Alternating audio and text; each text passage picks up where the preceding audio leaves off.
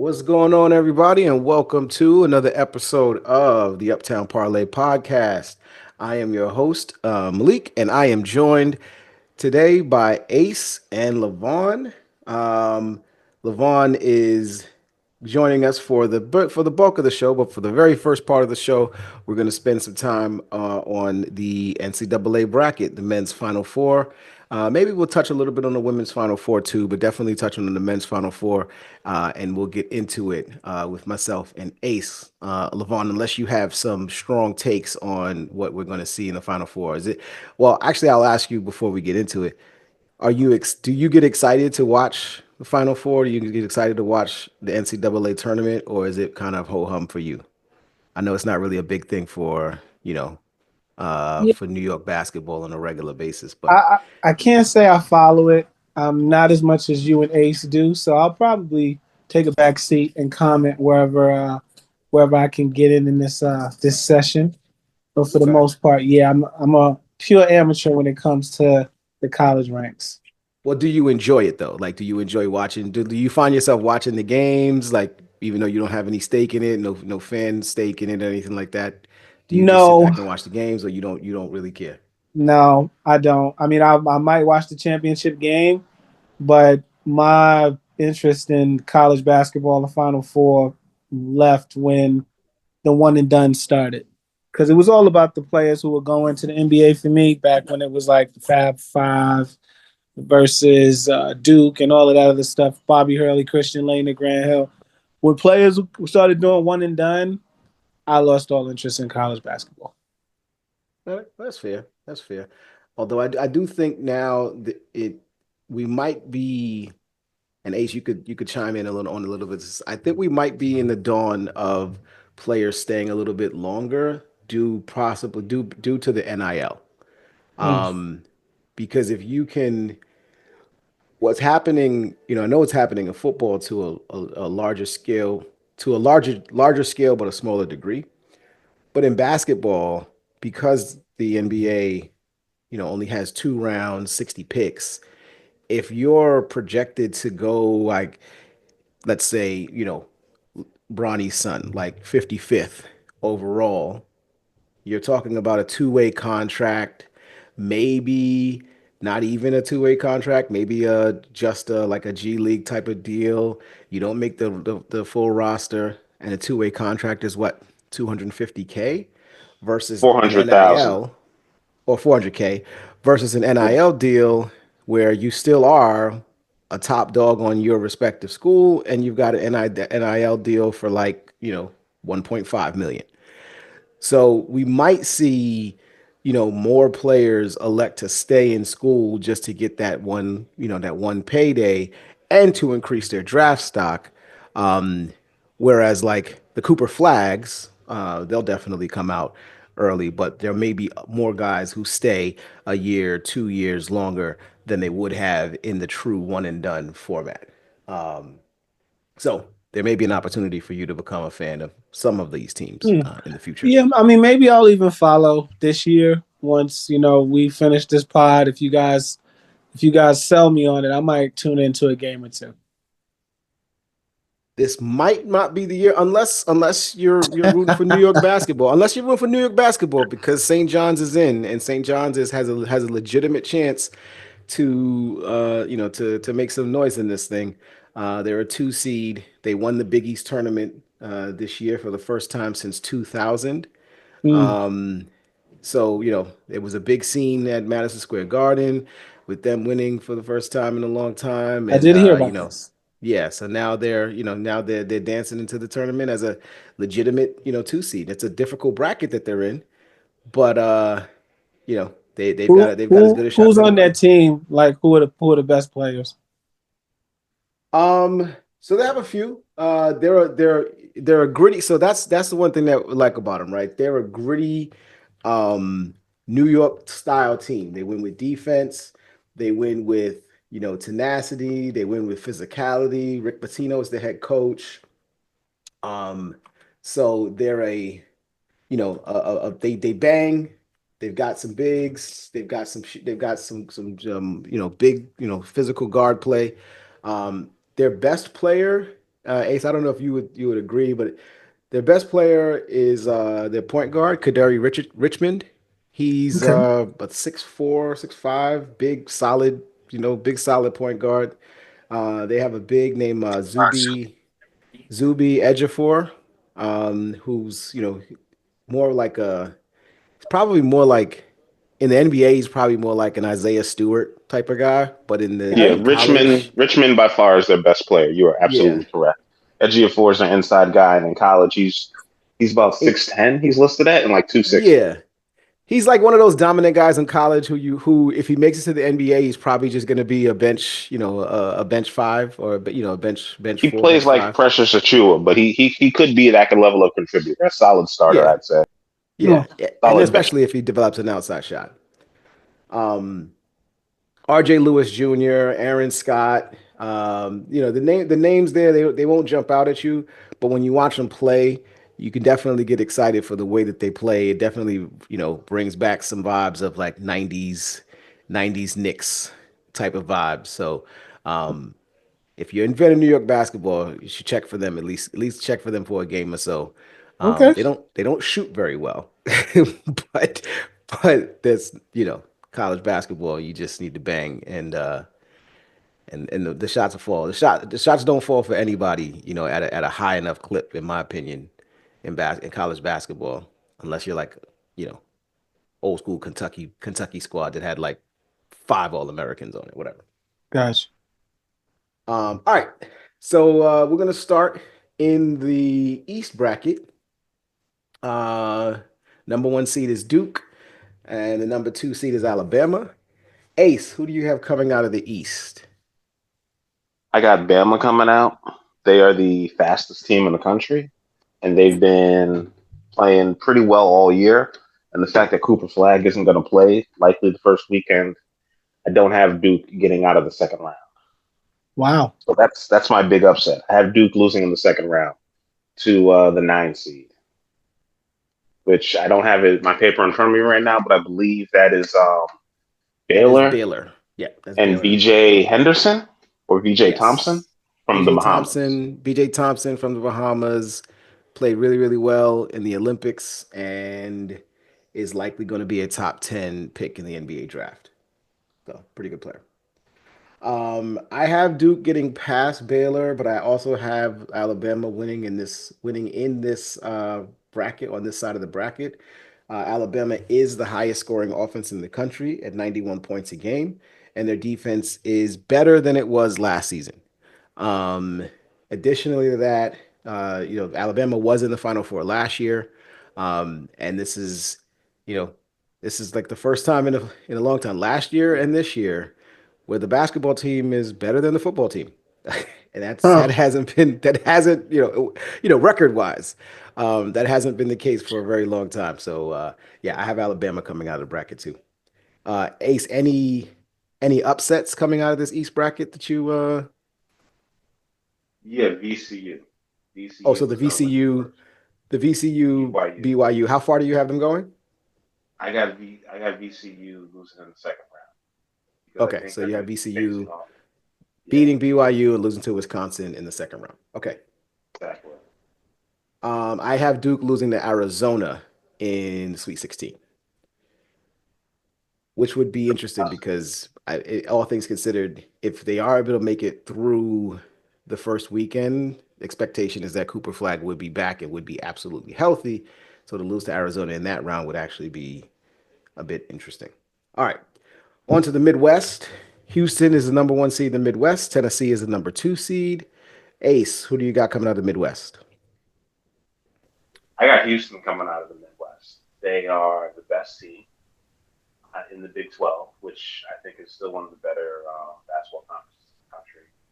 I watched them a lot because they ended up being on ESPN and Fox a little bit, and ESPN, I had that on my phone, so at ESPN Plus, I ended up watching a lot of the games. They kind of just grind teams down. And that's also the same team that produced Quentin Grimes. So they have a lot of senior players. Like the guys who are going there, to LeBron's point, they're not just one and done. Kelvin Sampson, great coach. He's like 70 years old school guy, defense first. Except this team shoots really well. So they are going to beat you 58 to 50, 62 to 54. They're not a flashy team. You could take a lot of unders on this team. They're not going to blow anybody out, but yeah, they're going to be there. I expect this to be a Final Four team. Yeah, if you guys didn't hear that, Ace's audio is a little bit off there. But if you guys didn't hear that, Ace is taking Houston to come out of the that side of the bracket. I also have Houston, best defense in the nation, in my opinion. Here, Houston's just a smothering defense. I know I've talked about St. John's to some degree, and St. John's actually has the number one ranked defense in the nation, but Houston has been doing it a little bit longer than St. John's, so I would take Houston in that if I between those two. Houston did win the conference, win their conference, took down Arizona in the conference championship.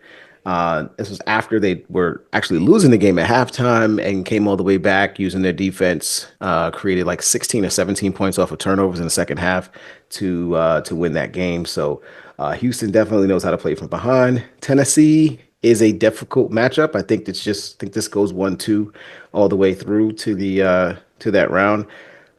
I think the best matchup in this to me is Tennessee versus Kentucky. And if we see that, that'll be in the Sweet 16, where we'll get that matchup. I want to see what that's going to look like. I'm picking Tennessee there, and then I'm picking them to lose in the Elite Eight against Houston. Ace, any upsets to call out in this on this side of the bracket? None really, because I think they actually seeded most of the teams here correctly. I guess the biggest one is Louisville in this bracket. Louisville is not. Louisville is not. So no, I'm going to wait for that one. But no, this is the Midwest, correct? This is the Midwest. Yep. Yeah, I don't have any. No, I don't have any upsets in this one. No 12 seeds, no 14 seeds, no 13 seeds, none of that. Yeah, the only one that was kind of interesting to me is was the McNeese State and Clemson. I think Clemson wins the game pretty easily, but I think that's one of the games that's gonna play close. I'd love to see what the line is for that one, but I think that'll play relatively close, and then Clemson will pull away in the second half. All right, over to the West. Florida, number one seed. St. John's, the number two seed. Ace. This is the bracket of death or the region of death of whatever they want to call it. Um, Region we've of Death. got we've got Blue Bloods in this one. We've got UConn in this one. We've got Oklahoma in this one. We've got Penny Hardaway's Memphis team in this one. We've got Kansas in this one. So there's some pretty good teams, some pretty good names in this group. Who do you got coming out? I got this is where my New York bias is showing here, and I'm leaning on the coaching because Rick Pitino is the first coach ever in history to take six different teams. This is his 16th that he's coached, that he's taken to the NCAA tournament. So that is BU back when he started coaching in the 70s. That is BU, Providence, Louisville, Kentucky, Iona, and now St. John's. So yeah, I'm betting on the coaching as much as I am the three seniors that he's leaning on to carry this team as well. And in terms of coaches, this is the bracket where you know everybody. Kansas with Bill Self, who's a Hall of Famer, Rick Pitino, uh, Hurley at UConn. Then you also have Coach Calipari at Arkansas, and you have Penny Hardaway at Memphis. It's just insane. Most of the teams that won the conference tournament are in this bracket. So it's just names you know. Yeah, if there's one team that I'm rooting for more, or not more, but if there's one team that I'm rooting for as much as St. John's in this tournament, it's Memphis. It's Penny Hardaway's Memphis squad. I love how they play. This is the first time I think they said it's a pretty long time. I didn't know exactly the number of years, but it's the first time in a very long time that a five seed coming into the tournament is actually the underdog in this 5-12 matchup. Believe it or not, if they were to beat Colorado State, they're actually plus money to do it as a five seed, Huh. which is ridiculous. But no, I love how they play. I love how Penny's coaching the squad. I enjoyed watching him come off the plane with with the trophy from their conference championship in his hands, and he just seemed like really, really happy about it. I'm taking St. John's as well to come out of this bracket. Kind of voting with my heart here because I do think Florida is probably the most dangerous team that I've seen in college this year in all the college basketball games I've watched. They're Florida's extremely overrated. dangerous. They're dangerous. I'm not saying that they're great, but they're a dangerous team. They can score. They can score 90 on you pretty easily. Um, they're a pretty dangerous club. So I'm going to take St. John's to win it out. All right, next side of the bracket, the South region. The consensus number one is Auburn. So this is the number one team in the tournament. Number two is Michigan State. I'm gonna go first here.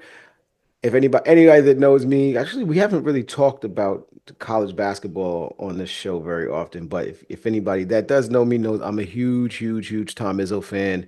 I just love the way he coaches his squads. Tough, gritty, hard nosed types of players.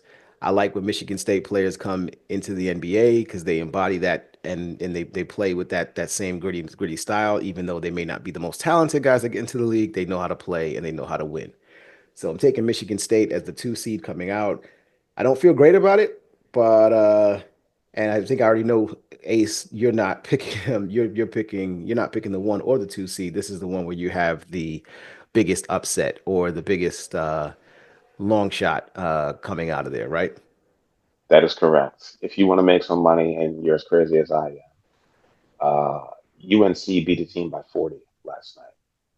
The team that's causing all the controversy, who they feel cheated to get into the tournament because they're a blue blood and they just won UNC for the ratings. Well, yeah, they're right. I am going to watch them because they are box office and they produce players. And RJ Davis and the rest of them boys down there are going to beat the brakes off of everybody because I don't believe in Auburn. Bruce Pearl is a great coach, great regular season coach. I don't think he's ever taken a team past the Elite Eight, and I don't expect him to do that this year. And I expect UNC to come out of there and go on a run for a century, and they're going to win their first round game, their second round game, and I expect them to be in the final four. Okay.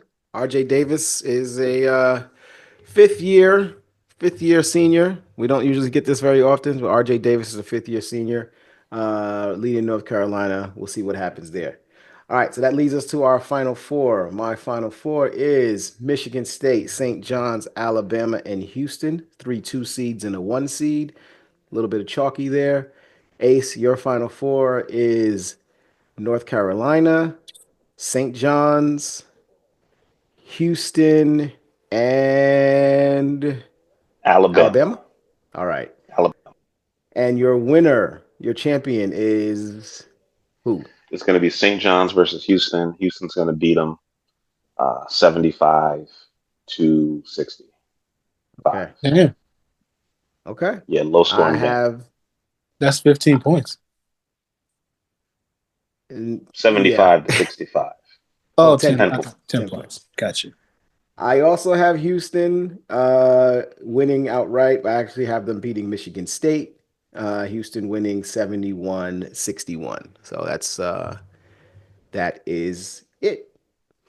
Um, the odds, I'm gonna check out the odds. Actually, I'll give the odds towards the end of the show as we do our shout outs or right before we close out They're because posted to our Anthony, Facebook page if you want to go find us there. yes, absolutely. Um, but also because I want to shift us. Anthony has joined now. We are And we are all together as the crew. is Let's up. go ahead and shift. And welcome to the party.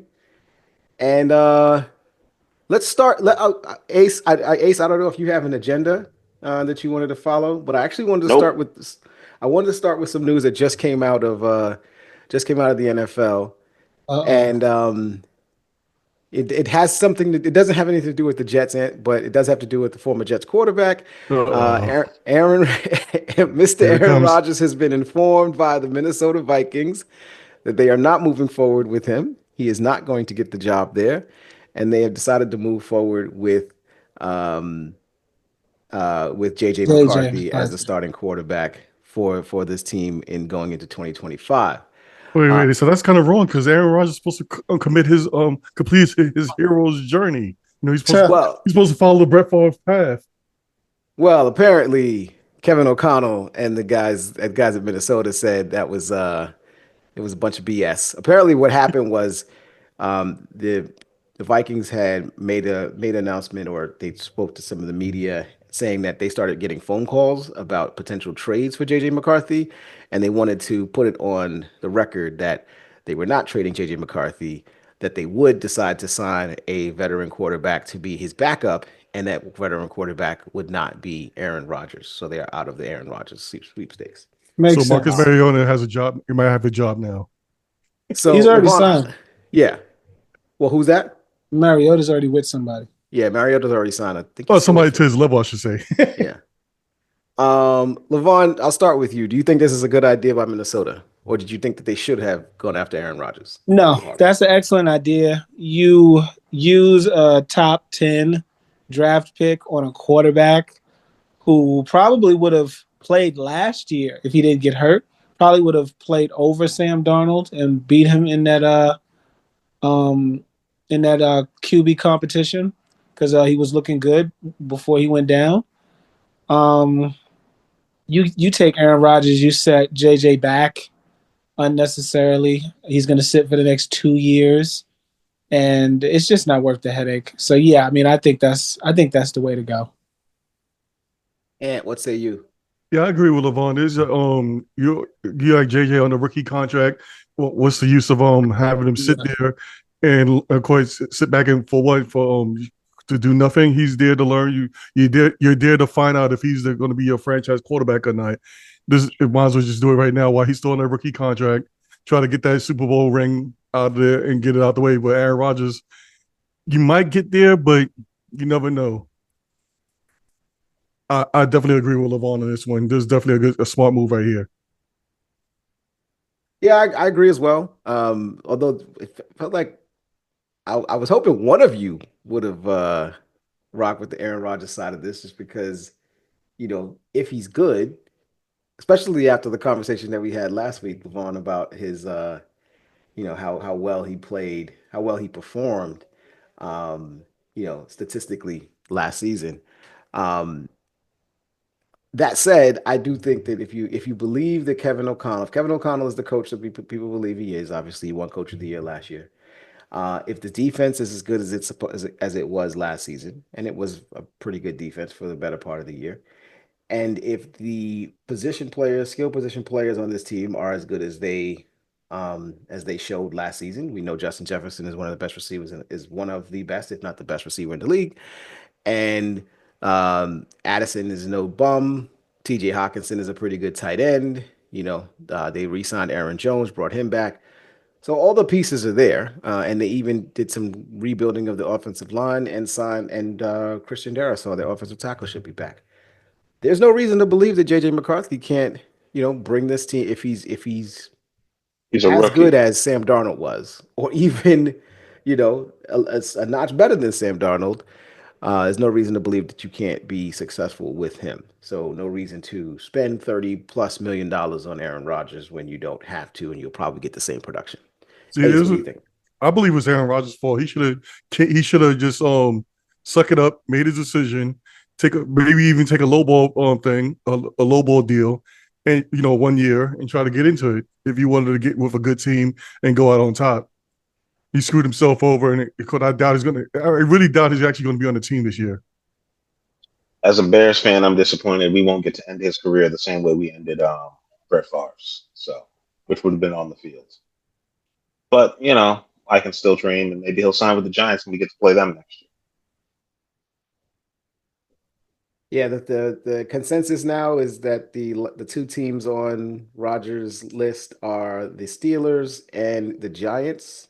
Clearly, he does want to play, or he seems to want to play. He seems to want to be on a team. But right now, those are the only two teams that appear to be like on the radar for him. Um, Yeah, I heard the Steelers are still waiting, but I really doubt he's going to end up with a team. you don't think he's going to get signed at all? No, I don't think so. He's waiting too long. Sooner or later, he seems he's going to make up their minds and move on. Russell Wilson's still out there, and it's still the possibility of Kirk Cousins getting traded to one of these teams. Kirk's not going anywhere. He is going somewhere because they already talked about it. That teams already talked about that. Atlanta's calling up trying to find a way to trade him. Sooner or later, he's going to get traded. Kirk Cousins? Yes. I just wonder why they pay him $10 million to keep him around. Like, that's an expensive trade. That's an expensive trade chip, you know. It's just because he was just so gracious when he took that benching like a champ. I don't know. Whatever. I know they're trying to get something out of quit signing him, so they holding him back instead of releasing him. In other NFL news, two very interesting stories I wanted to get you guys' thoughts on. So Ace, I'm gonna start with you here. Ace, did you hear about the DeMarcus Lawrence, Micah Parsons Yeah, it was beefing on Twitter with each Twitter other. war? I thought that was So, funny. You said if you Devon, were Ant, did leading y'all hear to about this? I didn't. Oh yes, I did saw that. Okay. I heard about it. It was quite Okay. entertaining. Okay. So for anyone that's listening, if you guys didn't hear this, DeMarcus Lawrence signed in during the free agent season. He signed with the Seattle Seahawks. He was interviewed by the Seattle Seahawks, I guess media people about how much he enjoyed being there, loved Dallas, and loved being there, and his family's there, and all of those things. But he was very clear to say that he could not win a Super Bowl there. And was definitely not going to win a Super Bowl in Dallas, which is why he went to Seattle of all places. But anyhow, Micah Parsons took a little offense to that. Went on Twitter, made a comment about, I can't remember what it was, jealousy or something He like that. said, "This is what envy looks like." Yeah, Something like that. Yeah. something to that effect. DeMarcus Lawrence then turned Yeah, I think he around and said, "Do you said, believe this clown? This is what envy looks like." Yeah. Something "Yes, like that. yes." DeMarcus Lawrence then returned to Twitter and made a point about basically saying, I If you wasn't wrong spend about more time anything. winning and less time tweeting, maybe I Yeah, wouldn't have left. maybe Yeah. I wouldn't have left. Uh, I think it ended there. I don't think Micah Parsons made I another think it response, did. did he? Yeah. I think it stopped Okay, right there. so it stopped there. Boo. Would have liked for it to have kept on going a little further because NBA caddy Twitter, NFL caddy Twitter wars are fun. Did they Crazy. play each other Um, this year? That'd be really nice. So, I mean, they don't even though play each even other I mean because they they're on don't the go same against each other, side of but the right. But football, I'm but I just get saying what as you're far as saying. teams. Yeah. I do think that they might actually. Do you guys play? Does the NFC East play the NFC West this year? I don't know. I'm not sure. I should know. We got a tough schedule. I know Green Bay's in there. Well, yeah, we play the Niners. So I think we do play the West. So you Because we probably play play the the West. So there will Niners. be a Seahawks I Cowboys don't remember game. hearing Arizona. I think that Niners game is like one of our out of division, one of those like non-conference, non-annual type games. I got to check. Okay. All right, Levon, you take a look at that. See if that is a matchup that does come up. Um. So, and I'm gonna start with you here. Who's right in this situation? Who do you think was right in this situation, or do you think they're both just stupid? No, they're just both stupid. There's just this is the off season. Quick players are going to move or whatever. It was beef for no daggone reason. It might be something more deeper into this. Hopefully, we'll find out later on. If something leaks out, but we'll see what happens. But right now, they both are stupid in my opinion. I mean, DeMarcus Lawrence might be a little salty just because, I mean, he did spend 11 years in Dallas. He was the longest tenured Cowboy, at least on the defensive side of the ball. Well, yeah. Was he there as long as Zach Martin? I That's a don't know. good question. I don't know. But he was one of the longest tenured Yeah, players he on was the there for a good team. minute. So, definitely well within his right to leave and seek both greener pastures and a potential better situation elsewhere, especially, if that Dallas was either going to drag their feet on signing him or, try to lowball him because they've got to pay, Micah Parsons like, $50 million or something crazy like that. So, not shocked that he left. Felt nothing about that. A little shocked at the comment about winning the Super Bowl, not winning the Super Bowl in Dallas, because Yeah. I don't think he's going to win the Super Bowl in Seattle, but whatever. Um, And then the back and forth. Might make it to the playoffs. Well, I personally think that Micah Parsons comes out a little bit better on this because it did seem just a little bit salty in the beginning with DeMarcus Lawrence and then DeMarcus Lawrence returning thing. But I do think there is something to players, uh, having all of the podcasting and all of that stuff, and it potentially being a little bit too much too soon. Um, what do y'all think about that? Yeah, I kind of think that the players should not be having podcasts and stuff like that. I can understand maybe like say the quarterback is meeting once a week or whatever with a local radio station, whatever, but not his own personal podcast that they come on every day. And they make quite start giving their opinions on almost everything. Like Mark, or like I do like Michael Parsons when it's his podcast, but I feel if I was owning the team, whatever, I wouldn't want him to be doing that. Ace, you shaking your head, Hmm. I'm totally okay with it as long as your team's winning. That's the only reason why people care. but they're not. But Dallas isn't. That's why people are upset. If Dallas went to the playoffs and lost the tough one in the NFC Championship, nobody would have said, if he hadn't been on that podcast, they probably would have won. Nobody would have said that. They would have True. blamed it on Dak or they would have said something or whatever. But he was hurt this year, so he did what he could to help his team win. DeMarcus Lawrence, I think, was more referring to ownership and how crazy Jerry is. And Micah Parsons got in his feelings because he must have felt some type of way about each other for a minute because they're on the defensive line. I think this comment is about Jerry, not about Micah. That's my conspiracy theory, which you tinfoil fitted on. Think about that one. Oh, I definitely think the comment was about the front office and them not, building a winner there in Dallas and didn't have much to do with Micah. But obviously Micah took offense to it. Um, So I did check just to let y'all know it was only San Francisco they played this year, unfortunately. oh, boo. Okay. Levon, any thoughts about the players and podcasting and all that? Yeah. I don't think I'm with Ace. I don't think it's a problem. I think it's optics. I mean, the players, what are they supposed to do? Are they supposed to like train, practice, and then stare at a wall until it's time to train and practice again? They got to have other things that they're interested in. Podcasting is big. Everybody does it. We do it. Why stop the players from doing it?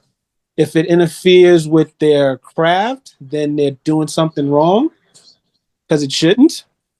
But yeah, I'm perfectly fine with it. But they have to understand that the reason they even have what viewers or listeners is because of the sport that they play, and that's part of it. If they're performing poorly, people are going to say it's because of the podcast. And as long as they're okay with that kind of consequence, then I'm okay with them shoveling their opinions out like everybody else. Yeah, I'm kind of with you. I'm kind of with y'all on that in terms of, do whatever. It's your off time. I mean, I'm sure they're not deciding to go pod when they're supposed to be in the weight room. I'm sure, they're not, leaving practice early so they can go, get a quick vlog in. These guys are doing this on their clearly on their break time. They have the means and the ability to do that. And look, if they weren't recording what they were going to say, they probably were going to be talking anyway, right? They'd probably just be talking to one another or, doing whatever. And the fact of the matter is, the media, these teams media have YouTube. They have their own YouTube channels now. They have their own podcasts that, are licensed by the team. So you've got like media members or, team media people who have their own shows and produce their own content that the team sanctions. So if you have the personality for it and you're a good enough, you're a good enough story, why not? I think the shelf life of something like this is pretty low. Because to your point a little bit, Levon, you know, people care about what you have to say because they care about who you are.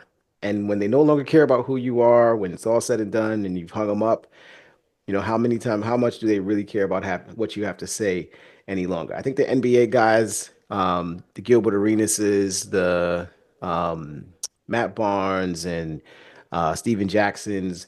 I think those guys got in to the game at a time when the NBA player voice was a bit was needed, and they were able to carve that niche for themselves. But I don't think it works for every player. It doesn't work for every NBA player, every NFL player. It's only going to work for the guys that have, big names, big profiles, big platforms, and it'll only likely work as long as they are either consistently good or consistently noteworthy. Hmm. Draymond Green may be able to have a podcast for the next 15 years of his life, but Paul George probably will have to hang him up once his playing career is over because I don't think he's not, to me, he's not all that interested. I disagree. I think Draymond Green is a little too mean, and he doesn't come off as fun loving as he thinks he is. That's why he has Baron Davis on the podcast with him. Well, Draymond Green. Draymond's going to TNT or ESPN. I think that's pretty obvious. Wow. He's going to I don't know if replace he's going to Charles be on Barkley. TNT. He might be on NBC. Well, actually, I Yeah. can't see him on NBC, but I don't know if he can replace Charles He's going to because the replace reason Charles. why, He's going to replace Charles in terms of because physical, Charles is the funny. physical person there, like in that seat. Oh, okay. Charles is funny. Draymond comes off as a bit mean spirited, especially when we be talking about Rudy, and he be talking about him crazy in the playoffs last year, even when he wasn't in it. And that was a dude he just randomly choked on the court out of nowhere. I'm just saying. Yeah. It comes off as like I don't like this person, and it's not like Chuck where he bounced the ball off of Shaq's head and he's like, I don't know what I was I think the antagonizing seat needs to be filled by somebody, and when Charles is finally hangs it up, whether that's after this season or a few years down the road, I think doing. somebody will Draymond, be there to do it, and Draymond's probably the closest you know one. what I just thought of? Draymond's podcast feels like if Charles Oakley had a podcast. It comes off as a little too serious. Like you mean what you say. Chuck is Yeah, joking around. Draymond sounds like he mean it, but that's podcast true. P, yeah, he's boring. And not for nothing, Ace. I mean, I think you're right because the Draymond, if you guys remember, the Draymond Green podcast became as famous as it did during that Warriors run to the finals in what was that 2022 when they beat the Mm. Celtics because it became a thing where like people like Stephen A. Smith and folks in the media were down on the team, said they weren't going to win anything, and then they started going on the run, and then he started potting about it, and it, like I said, it connected the story to the player, and he just became this big media darling because you were getting that player perspective while they were going on this championship run that nobody believed that they would get on. So it's kind of got to be that. And then for players to get beyond that, you know, we'll see. But off to the pod, just one more NFL story, and then Ace, I'll let you take it over to whatever topics that you want to go. Last NFL story that I wanted to touch on We was keep going NFL. I don't care. oh, well, Cincinnati, the two deciding to pay both T. Higgins and Jamar Chase huge wide receiver money, despite having one of the weaker defenses in the NFL. Hmm. This is the new age triplets, I guess. This is the this is Without a this is running back. without the running game or the running back. This is the quarterback and two receivers. Look, Burrow said he didn't want them to break up, and they didn't break him up. Is this smart, Vaughn? Is this smart? Is No, this that's bad team building. You got too much money wrapped up on one side of the football. And I mean, in three players, I mean, who's on that offensive line? Are they going to pay Hendrickson? Are they keeping him? He's pretty important. he's He still on the almost won trade block? Defensive Player of the Year. He's still in the trade block, and I think the last they wanted like a second or a third round pick for him. Mm. They're gonna franchise him this year, right? No, they franchised T. Higgins. No, Yeah, they T. did. Higgins just signed his deal, so the franchise tag is off. He just signed 4 years for 115. But I don't think they So can they did the tag. Nah, franchise. you can't You tag, you sign, can't and then like go back re-tag and somebody. tags. Yeah, you No. can't go back and tag. The deadline Why is not? over. They did it with Saquon, and then they took the tag away because he signed the deal for two But years. they didn't give it to But someone they didn't give it to else. somebody else. That's the whole point. You can't do that. There was a deadline for tagging, and that was like 3 or 4 weeks ago was the deadline for tagging. That's when T. Higgins got tagged. Right. That's the reason Hendrickson's why under players get tagged in the first place. They get tagged to get signed. That get tagged just to question. hold them there for somebody else. Hendrickson's under contract, right? He is. He is. Okay, Yeah, I think so he is still under contract. I think he still has a year left on his he deal. don't got to go nowhere. Okay, so yeah, he's not leaving. At least not this year. Yeah, he's just gonna sit out. That's what basically is gonna happen. I doubt he'll do that. If I'm Henderson, I'm pissed, by the way, because yeah, I'm not gonna get paid, and I'm not gonna get paid off of coming off of the best season of my career. I can't get paid. Defensive ends are making all of this money right now, and you just gave two receivers $30+ million a year. Um, and so now I'm also not getting any help on the defensive side of the football to make any plays. Correct. Like that shit just that would just burn me up right now. I kind of like. Meanwhile, I'm Daniel not gonna Hunter lie. gets yeah. I like the fact that they're spending all this money on their offense because they realize if we're gonna be bad, at least we're gonna be fun. So let's just go all in.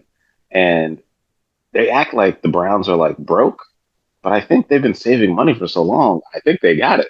Like I'm not even trying to joke anymore. Like this is one of the notoriously most cheapest teams in the NFL from the '90s and the 2000s.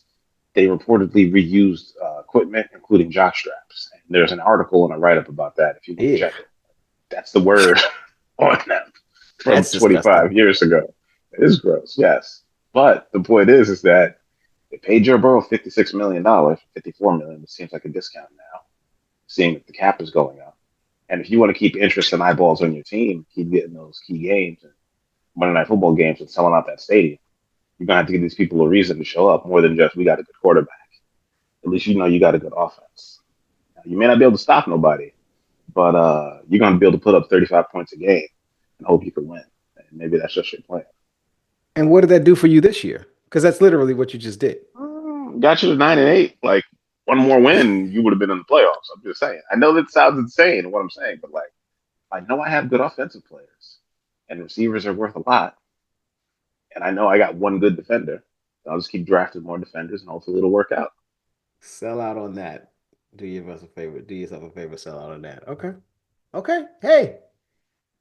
I mean, if that's where you're going to spend, I mean, it's also like to some degree keeping your own guys. They drafted Higgins, they drafted Chase, they drafted Burrow. These are your own guys. These are your homegrown guys.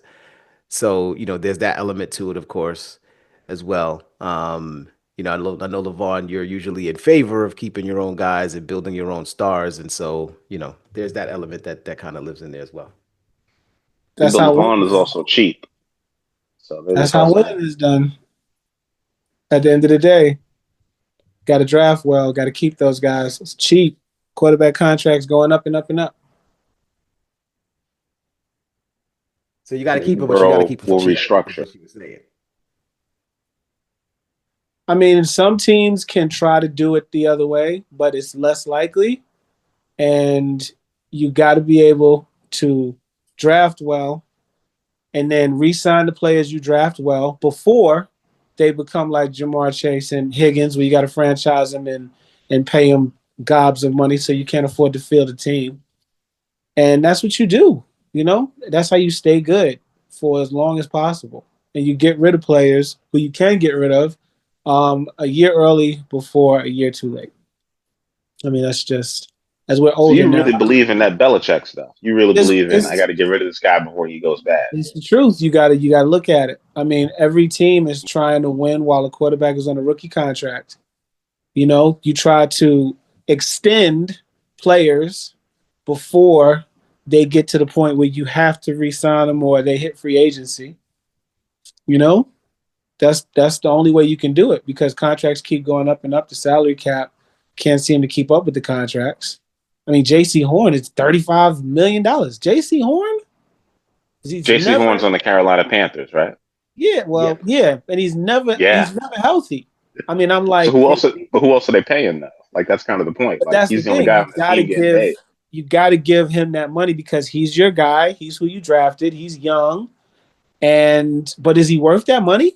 No. But that's what the market dictates that he gets that, and then Stingley turns around and what is Sauce Gardner about to get? What is he about to 31. get? No, He's he going to get all the probably. money that Rodgers left when he comes up, and they get a rookie quarterback if they Man, take What whoever they is take this year. I'm what is serious. You think Sauce's I'm joking?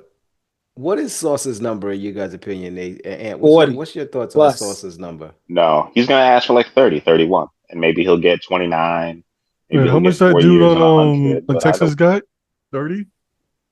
What are you talking about? I think Stingley? Yeah. he'll be right there. Stingley got 30, I believe it was, Yeah. No, I don't know. Stingley got or JC got 35. 35. Stingley got like close to 40. Did Stingley reset the market for the position? Didn't he? Yeah, he did. Yeah. And I know JC got 35, 33 or 35, and Stingley just got like 38, 40. Let me I mean, check. check that, but I'm pretty But sure. realistically, the Jets are kind of screwed in the salary cap this year because of Aaron Rodgers. So Not even though really. he's not on the team, he still counts against the cap for like 36 Not, million? not that much. It's Oh, it's less than that. 25 million. It's less than that. Is it Yeah, 20 they split it in million? half. They split in Okay, half. good. So their only problem, so they're not even in that bad of a cap situation. Was The I cap wrong so about they still the? got space. So no, you're not. You're not. He got that money. So I think if he wants to be on a winning team and he wants to stay in New York, because as much as people say this doesn't matter, it totally matters in Oh, football Sauce is and in getting any other paid. sport. Yeah, But Sauce is going to get 30, they 30 paying million him. or so. He's getting And by the 40. time he gets and by the time he gets 30 million, the salary cap's going to go up and quarterback's going to be making double that. So in Probably. fairness, if I got to stop these guys, hey man, I want $30 million and I want 100 million guaranteed. And if anybody got it, it's Woody Johnson. So we can't sit here and act like he broke. He could pay him half that up Yeah, front if he really I wanted don't to. I don't think it has anything to do with being broke, but I it's funny because in baseball, right, we see these major contracts come up and these $700 million contracts for guys who it's a good thing if they fail 3 times out of 10, right? When they bat, right? It's good if they hit. If they get a hit Yeah. in three And of the 10 at 35 home bats. runs is good and 40 is amazing. Right. So, and it's okay if they hit 40 home runs and strike out 200 times in the season. That's okay too. Um, I feel like the cornerback position in the NFL is kind of similar. You're going to get beat more times than you're going to win. Yeah. And, especially if you play in man coverage, especially if you don't have a great front four up front that's, creating pressure. If you don't have a great corner on your other side, you get picked, like all these great offenses and motions and everything. Like, so making that amount of money for a guy who's gonna fail way more than he wins, Yeah. is pretty crazy. But yeah, what do you think his number's gonna be? So we got 30 million going to Stingley, 3 Right, years, 30 90 million to million. Stingley and JC Horner got 25 million per year. Oh, I thought he got 35. I don't know why I thought it Mm-mm, was 35. it's 25. Stingley got 30. I'm saying Sauce is going to get 35. Yeah, he So you is. think you But think he's there's gonna also somebody else. I forgot who okay. it was. I think it was on Kansas City. The cornerback, he's up too as well. So I don't know if they Oh, might be waiting for McDuffie. him. Yeah, they I might don't be know that waiting he for Yeah, got him. McDuffie. signed though. I don't know that he got signed yet. Right, and I think that's what maybe the Jets might be waiting for. I wouldn't be surprised. They're just trying to make Sauce the highest paid person, paid quarterback, because that Man, They contract can't should have been afford done already. to not like make they're him the highest trying paid. He to. just has to get 1 million more. So all he has to do is get 31. So I'm not going to throw 35 at him. Like 31 million is 31 million. We I think it's gonna be guarantee it. We 35 guarantee it. because the reason why is because what happened with what's the name of the Bengals? He basically got 5 million more than dude on Minnesota. Yeah, Jamar Chase. And It's gonna be Jamar the same Chase has less concept. touchdowns, which is crazy. He has a much better quarterback, and he has less touchdowns. And all three of those guys were on the same college team, which is why 2019 LSU was a monster. But that's in a whole As nother side story. as far as for the other questions you had before about the smart move by the Bengals, I think it was not a smart move, but I think there's also their philosophy that was going back when Jamar Chase first got drafted, because they technically in that draft they actually needed quite a tackle, but they decided to go for Chase instead, just to team up with Joe Burrow. And I think there's just basically the same type of mentality they're having. We're just going to go all out, not thinking about any other needs afterwards. We're just going to go with this one first. But as far as for Sauce's contract, yeah, I think it's going to be around 41 to $45 million per year. He's going to get a 3-year 41? contract as well. Yeah, You mean 41. 31? Oh, 31. Sorry, I'm going by the same thing again. 31 Gave to that 30. man big old raise. No, because I was going by what LeVon was talking about before Yeah, with the I thought it 33. was 35, but I was off by about 10 million. But yeah, it's going to be around 31 to maybe 35 million per year. He's definitely going to have them reset the market on that one. But I really think it's going to come down to the end. They're going to wait. So what's the name of Kansas City gets his deal and then go with Sauce's deal. I wouldn't be surprised if they've been trying to get that contract done, but somebody's sitting on their hands right now. And also, they I just got got to think about Garrett Wilson, and they also got to think about Brees Hall as well. yeah. That's true. I don't see them holding on to Brees. I'm gonna be honest. I don't know about Brees. Yeah, they'll pay Garrett, but I don't know about Because Brees. as shown by other teams, just in general, overall across the leagues, like the Raiders let go of Jonathan Jones.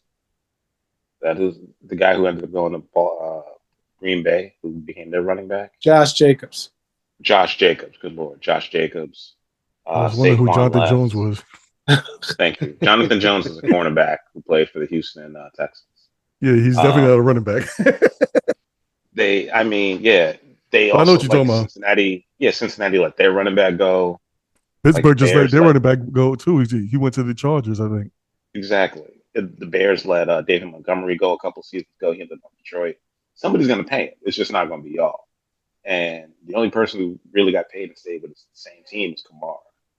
So like, it's likely Brees Hall will not be there for a long time, but it appears every 6 years or every 5 years you can draft a new running back, Yeah. Yeah, and it I wouldn't tends be to shocked work anyway. out. The Jets already did draft a new running back that can basically be a starter already last year. So I'm not saying like it's great that they can do that to them, but like he will get paid. I just don't think it'll be by the Jets unless he's willing to settle for 9 million or 8 million a year guaranteed. You got to morph But we'll yourself into a see. Christian McCaffrey type of running back to get paid by your team. Basically, you have to be the best on the planet, and right now, I don't see anybody being better than Saquon. Even Brian Robinson Jr.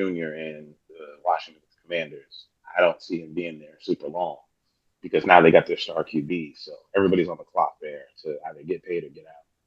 But this only becomes a problem for the Jets if the quarterback, the new quarterback, Justin Justin Fields Fields, becomes like a superstar. If he becomes amazing, then it which he's puts going pressure to. on them. Like, no, seriously, if they win like a 10, 11 games next year, then it's a problem paying everybody because now you have the quarterback and now you can actually win. And then I you got think to Justin pay him Fields to is be going to be a more than superstar. Of course you I do, hope Jeff so. Fan. No. Besides my Jets bias behind it, behind it is this that he what's that? Aaron Glenn faced him twice a year, or whatever. He already knows how to beat him and what's his weaknesses and stuff like that. You have that, and you also had that Denver actually would have drafted wanted to drafted Fields. There was some people in Denver that actually wanted to draft Fields before, and Bougie was one of them. So they already know this guy back from that much details. I bet you they already have ways to make him better and to build a system around him. I bet you this whole offseason was already meant to be built around this guy. It really seemed like they're changing the team around to it. And LaVon, I got a question for you. This last football question that I really want to answer. Who do you want your quarterback to be? Do you want them to sign a veteran? Because I He heard they wants were Rodgers. interviewing. No, real talk. They were talking to Jameis Winston, which that just sounds crazy talk to me. Oh, the fucking Knicks. All right, The wrong team. Giants the Giants don't Do you like black want because they quarterbacks. got to start somebody. So they're looking Look, at Russell Wilson, Jameis Winston, or drafting It somebody. ain't gonna be Tommy DeVito. And I I'll don't tell you think that much. they're not starting Tommy. They know he It ain't gonna be trash. They're Tommy. going to Tommy. draft. guys, I say they're going to draft a quarterback, or they're going to trade for Kirk Cousins. They don't want to. They don't want no black quarterback. I don't think they're drafting a what? QB. I know you didn't I just don't say think they're that. They drafting a don't. The QB. last black quarterback they God. had was Geno Smith, and they booed him out of town. Tyrod Taylor. Oh, he's a backup. I'm talking about Okay. starter. I don't know where that's coming from, but You said it before. I'm getting it no, from you. that was not me. Not You even. said you That said was you said it definitely before. Ace. That was Yeah, definitely Okay, me. that was okay. definitely Ace. That wasn't me. That They are was not a Ace. fan. The Giants are not a fan of quarterbacking. Okay. um. Yeah, I do not really care who the Giants quarterback is this year. And I know that's odd, Don't but tell me you got the Manning dream. no, it's not. I mean, everybody has the Manning dream who's in the top 3-5 in this draft because everybody wishes it was next year. Who's in the top 3, especially. Well, Tennessee wishes it was next year. Anyway, I don't know. The choices are what they are. I don't want Rodgers because I'm not a prisoner of the moment, and I saw what he did with the Jets, and we don't need that. I don't want Russell Wilson because he's cooked, and whatever he has left, it's not much. Pittsburgh lost their last 5 games, Somebody backed else into the said it. playoffs, and got beat, and Russ didn't do much to help them. Jameis, I mean, I'll take Jameis for the laughs, and but he throws and turns the ball over. He's not a responsible. He's not even a game manager. He thinks he's a gunslinger. He turns the ball over too much. After that, I mean, it's whoever. The point is the future Giants Super Bowl winning quarterback is probably not in the draft and not in this free agent class. The only thing I regret and hope is that I do believe in Dable and Shane. And if the Giants have a bad record again where they're in the top 5, they probably won't survive to make that pick. And that means starting all over again. And that's not how, winning football is done. So I really don't know. The Giants are in a tough spot. If I had to guess, I'd say Winston will probably be the guy they sign. And they'll get a quarterback out of this draft who they'll put behind him, and that guy will probably end up starting in week 5 or 6. And I was just going to say the Giants should do anything possible to get Shedeur Sanders. Yeah, I don't know.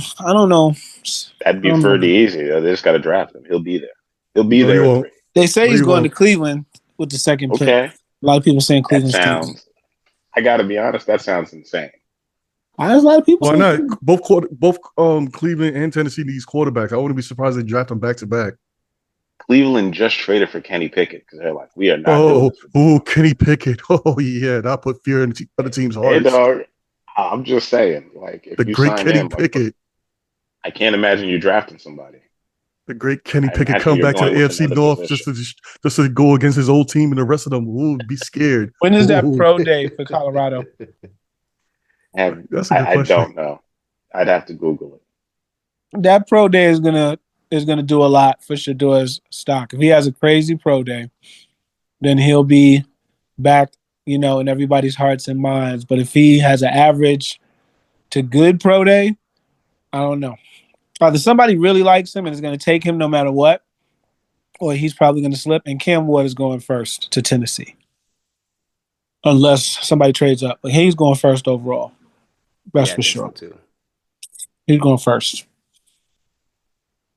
But yeah, I mean, it doesn't matter to me. Like I said, Super Bowl winning quarterback is not. We don't have Joe Burrow or Justin Herbert. None of those guys are in this draft, unless Cam Ward. You think Herbert's a Super Bowl winning quarterback? Oh yeah, I think Herbert could win a Super Bowl with the talent he's got. He's got the tools to do it. Wow. Yeah, of course. Okay. One of the best quarterbacks in the league. One of the best young quarterbacks in the league. Of course. Yeah, I don't know, man. I don't know, but the choices aren't the best. The Stafford thing was interesting. I would have been intrigued to watch the Giants and see what they could do with Matthew Stafford for maybe the next 2-3 years. But when he opted to go back to LA, I was like, okay, then the choices are not very appealing after him. It's not a great time right now. Mediocrity staring us in the face. If I could say who I want to see with the New York media, yeah.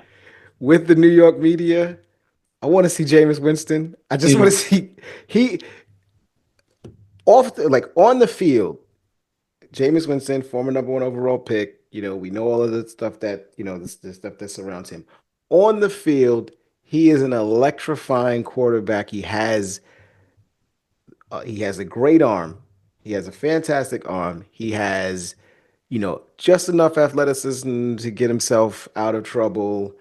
And you can definitely, see him seeing him throw for 355, 400 yards in the game, not something that is, beyond the realm of possibility and something that you can't think about. And then he's got the other part of Jameis Winston, which is definitely, a pick 6 here and there, 4 interceptions in a game, You Yeah. know, he runs hot and cold, and he runs super hot, super cold. Off the field, I mean, if you guys saw him, I don't know if you guys saw him at the during the Super Bowl week. I did. He He's rehabbed himself, man. He he's an delivered himself to pick engaging sixes. like he's an engaging personality. He's great with the media. You know he's got that $1 million smile. I mean, all that stuff that happened at Florida State is behind him. Obviously, the stealing the crab legs and all Crab that legs. craziness. That shit is That's behind over a him. decade ago. But the guy, and he's not like an old quarterback. We're not talking about 42-year-old Aaron Rodgers or 38, 37-year-old Russell Wilson. I mean, he's still got some years left in him. But as a journeyman guy, look, the Giants may not win 6 games next year, but they'll be they'll be interesting the entire time as long as Jameis is there. And if he's not, then you draft a quarterback. You draft a quarterback in the second round, third round, or whatever, and you see what you can get out of him, out of that quarterback. I would love to see Jameis Winston sign as a New York Giant and see what happens. And I also think if you do sign him, you make it a legitimate competition. You sign him, you don't call him the starter right away. You make him win the job, and if he wins the job, great. And you start the season with him, and you see where you Wait, go. you're telling me you don't think he could beat out Tommy DeVito? Is that what you're telling me? No, no, no. I said draft a quarterback. I said you start him, you Oh, draft a okay. quarterback, and then you Not make in it the a first round, true. though. No, no, no, no. I don't think you draft a quarterback in Okay. the first round. I don't think you have to.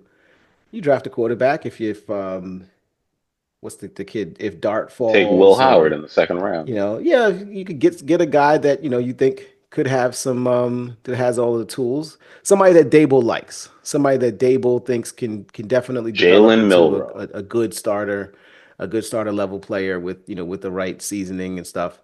And then you let them battle it out and see what happens. So that Uh, would be my dream thing for the Giants and the New York media and all that stuff.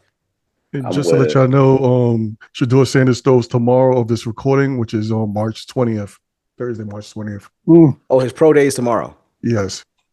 I won't be Yes. watching because I will be watching college basketball. Yes. And the Alabama Pro Day, the interesting thing came out of that Alabama Pro Day, I think it was 2 days ago, and Jalen Milrow ran a 4.36 as a quarterback. That is 4.36. blazing fast. That is freaking crazy. And he's like, what, 6'4", 230, No, 220? they measured him. He's only 6'1", and he's only Oh, he's 215, yeah, which is 215, crazy because I thought 215. he was like 230. Yeah, He he looks a lot looks he bigger on looks TV. 230. He looks like a goddamn tank. I It's thought he like, was like I thought he was like but 6'3", 230. I thought he was built like a small outside linebacker. um, Wait, yeah, who's that? Jalen Milrow. Oh, dang. He looks like it. But You know how I feel about Yeah, running quarterbacks. Yeah. So yeah. Lavon Jalen, wants you want a statue. You want someone that's just stand No, there, I mean I want you to be able to move, but stand that's and that's deliver. way second to what your job is. The one thing you are supposed to do, the running is way second to that. it I got is. you. You want It someone who's is. slow who can't move. I got you. You No, want a you're not statue. listening. You can be as fast as you want to be, but you still need to be able to process quickly, throw with anticipation, drive the ball downfield, and throw So on time. If that's you supposed to be like can't do icing on the Honestly, those, cake. I if don't that's care. really who you want, if that's really who you want, That's Shador Sanders. then the Giants should want Shador Sanders. Yeah, that's what I want. But I said drive the ball downfield. Y'all totally ignored that part. He I can want him do to be that. able to drive the ball downfield. Deep outs, deep ends, No back dinking, shoulder no fades. short dinking dunks. Not Really, no dink and dunks, not no bubble screen here. No. I need I need you to be able to drive the ball downfield and challenge the defense because in the NFL, a Then bunch you of want bubble screens and a bunch of 5 yard to the wide receiver and let them take it off the rest of the way can only get you but so far. You got to be able to drive the ball downfield. And that's the one knock. The only knock I have against him, everything else sounds great, but that's the only knock I have. And I've heard it from multiple different people, uh, entities, that he does not have an NFL arm. If you don't have an NFL arm, you're Chad Pennington. And I don't why want you had to, Chad why you had Pennington. to Why you had to just Wait, bring up Chad Chad Pennington Pennington? played a decade in the NFL, which literally makes him having an NFL arm. If he didn't have an NFL arm, he wouldn't have I been mean, he had successful an in the arm NFL. to play in the NFL, but everybody knows Pennington had a noodle, and Here he we did go. not. He did not have an arm. He couldn't throw the ball deep. You He know was a who Here we also? jumper and go. a You know who dunker had a and great ran arm? games. You know who had a great arm and was trash in the NFL? Jay Cutler. I mean, a ton of people. Exactly. Jay Cutler was mediocre. Jay Cutler was mediocre in the NFL. I'm not gonna say trash. He was mediocre. Jeff George, if y'all remember him. And Jeff George Yeah. played a long But time. Jeff, but Jeff Zach George, Zach Wilson Andy too. Dalton. He Jeff, Zach never won a Jeff, Wilson playoff too. He has game. an arm. Zach Wilson Jeff He has never an won a George arm. playoff game neither. Jeff George was a bit of a head case though. Yeah, but That Jeff his George problem was played a not long his time. problem was not really talent on the field. His problem was more, he was a knucklehead. Similar to Ryan Leaf. Like his problem is football wasn't Oh, important to him, but he could just throw the no, ball really, no. really hard. If you listen to Ryan Leaf was just scared out of his mind. He felt like he didn't belong there. Although he had a Yeah. couple of good games his rookie year, but Yeah, he had he was imposter syndrome. But I'm just saying, like, football wasn't, football wasn't for them, even though physically they had all the tools to be great at it. take Milrow, second round, third round, develop him, let him sit behind Jameis. I do not Don't, spend a second Work out round don't the pick Milrow for a has accuracy. like quarterback tiny hands? with tiny hands who cannot throw the His football. hands grew. He I heard can about throw the that. football, I heard about and the that. man His can hands run. grew, And at damn the it. very least, if it was okay for Daniel Jones to run, it's okay for Jalen Milrow. I But His we mean, are hands going to move make on. all grew the a half jokes an you want inch. about Daniel Jones, but Daniel Jones, when he first came I'm out, not. before all the I'm being injuries, serious. Daniel Jones could make every throw. He had a crazy arm, crazy physical tools.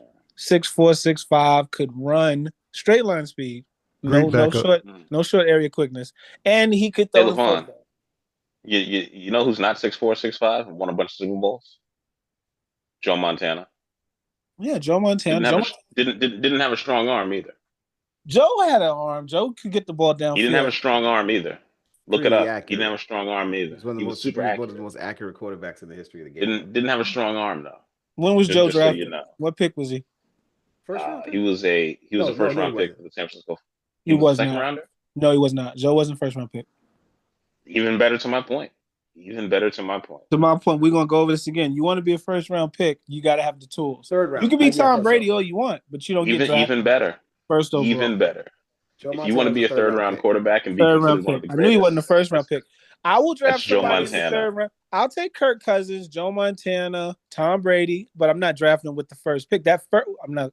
I hate repeating So myself. Jalen That Milroe's not worth first a third pick round pick. has to be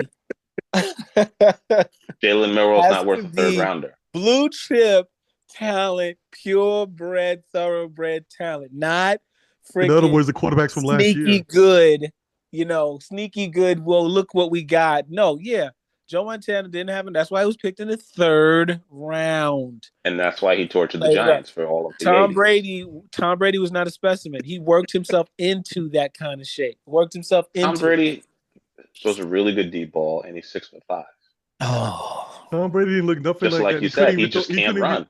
He couldn't throw a deep ball for nothing when he first got drafted. Come on. Yes, he could. I just be making up stuff. No, seriously, I'm not making that up. He always threw a good deep pass. That's why they took him.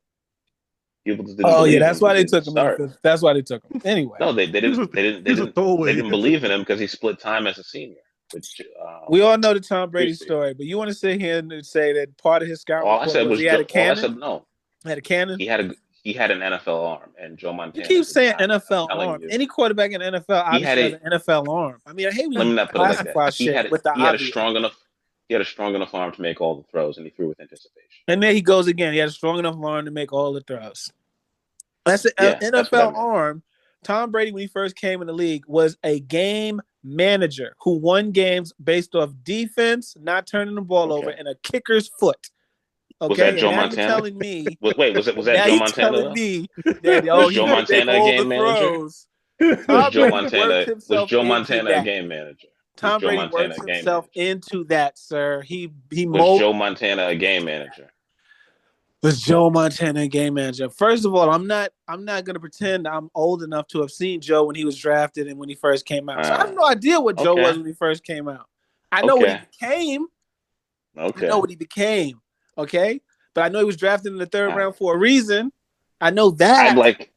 I'd like to talk about the being it's just a gambling podcast, and we never got to this before. I'd like to talk about the gambling scandal article from Sports Illustrated that came out just before the NCAA tournament that nobody seems to be talking about.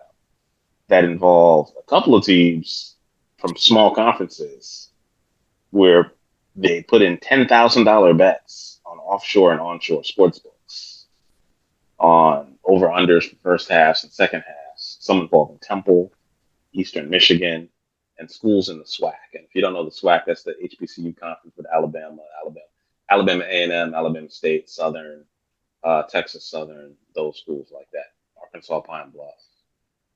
Are you guys familiar with this story, or have you not had a chance to read that? I think we were supposed to talk about this a couple of weeks ago, weren't we? That is correct, but I sent you the article. I just want to make sure everybody read it before I start. I'm not super familiar, though. I'm not going to act like I am. Okay, so because college players can get NIL payments, and there's betting lines on all the games, even the small conferences for the men's teams, over 15 games, and this is associated with the betting scandal that happened with the Toronto Raptors last year, and Jonte Porter, who was Michael Porter Jr.'s younger brother. He got paid off, and he owed them some money. And it also involves current Miami Heat guard Terry Rozier of internet tweet fame, who said Osama should have hooped, he mad tall. If you remember that from a decade ago. I don't. No. Mm-mm. Okay, that was it was an all-time tweet from that guy, which is pretty hilarious. I'm not gonna lie. He said instead of trying to kill people, Osama should have hooped, he done tall, or he mad tall, something like that. That's Terry Rozier, who they think threw games when he was with the Charlotte Hornets. Wow. And I want to know how concerned you guys are with this, because it started out with guys in the pros, and now it's gone to like small schools and people putting down $10,000, $50,000 bets on like first half lines and whole game lines and over unders on conferences in the mid level and to the low level, because those guys don't really get NIL money, and those players who are involved have transferred or have not been picked up by programs. And the attempt is that the bettors gave them 50 grand, 60 grand here or there to go lay down a bunch of bets at a bunch of different sports books and make some cash. Malik, are you familiar with what I'm talking about here? I am. And what do you think about this? Especially because it affects my conference at my school is in the MAC, and the other conference that I follow, the AAC and the SWAC, which is the HBCU conference. And Mississippi Valley State was a school in particular that the game that was under review. So I remember the point. If I remember correctly, the point shaving scandal in the NCAA. What was that? 1978, 82, something. It was 78 with BC, with the mob being involved, and then in the 90s, in the early 90s when we were kids, Arizona State. Yes, the Arizona State one. Look, is it concerning? No more concerning than the reality that sports betting, gambling on sports, can and will always have an impact. Humans will be humans, and gambling on sports can and will have an impact on the outcome of the games to some degree. It will likely never get to the point. The reason why I can't say that it's too alarming to me is because the level of investigation that's required in order to get to this point, like not everybody's cheating, but some people are. Like we already know this. Yeah. There's been evidence of point shaving and all this going on for decades. As long as there's sports and as long as there's gambling on sports and money to be made in sports outside of the contracts that are handed out to the athletes and all of that, there's the potential for corruption and all of that exists and is real.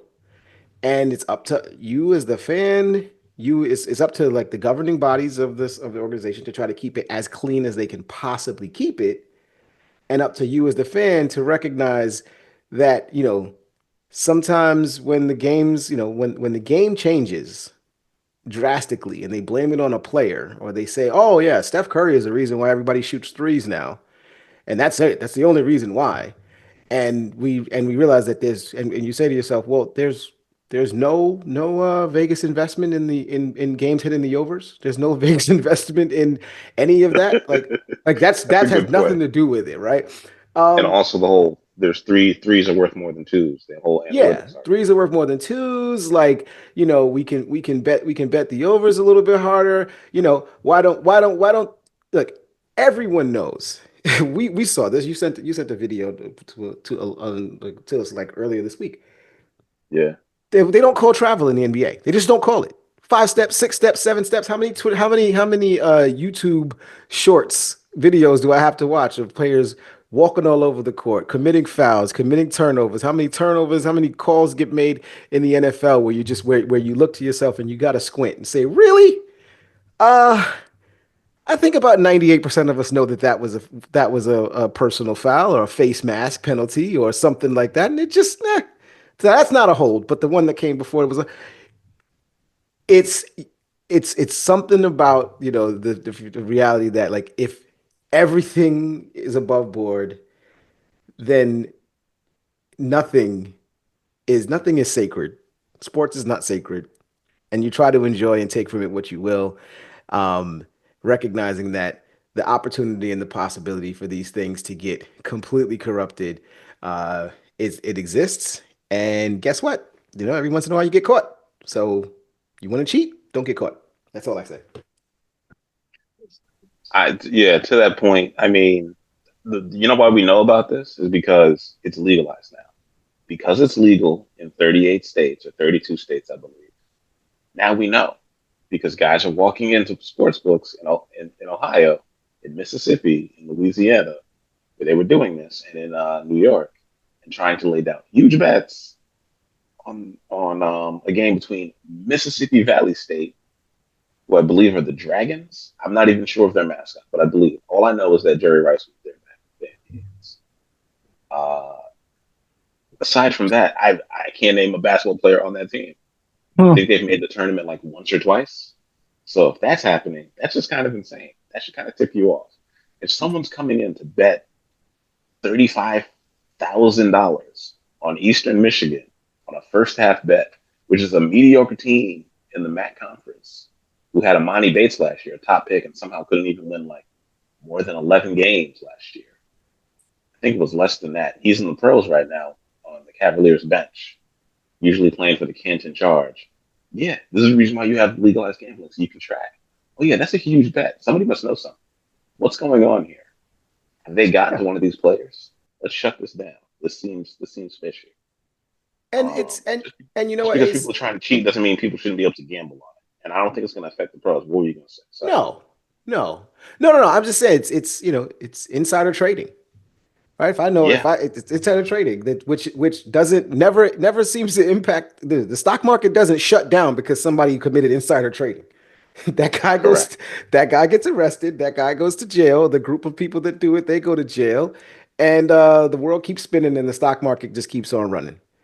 Ponzi Yeah, schemes, same shit. Like, this is what I mean. Like, people yeah, act like when it happens inside the sports world, it's this travesty. But when it happens in literally every other walk of life where money is involved, it's like, eh, a story for a no week.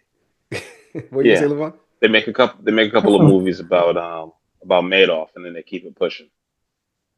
Exactly. Exactly. Levon, you gonna say something?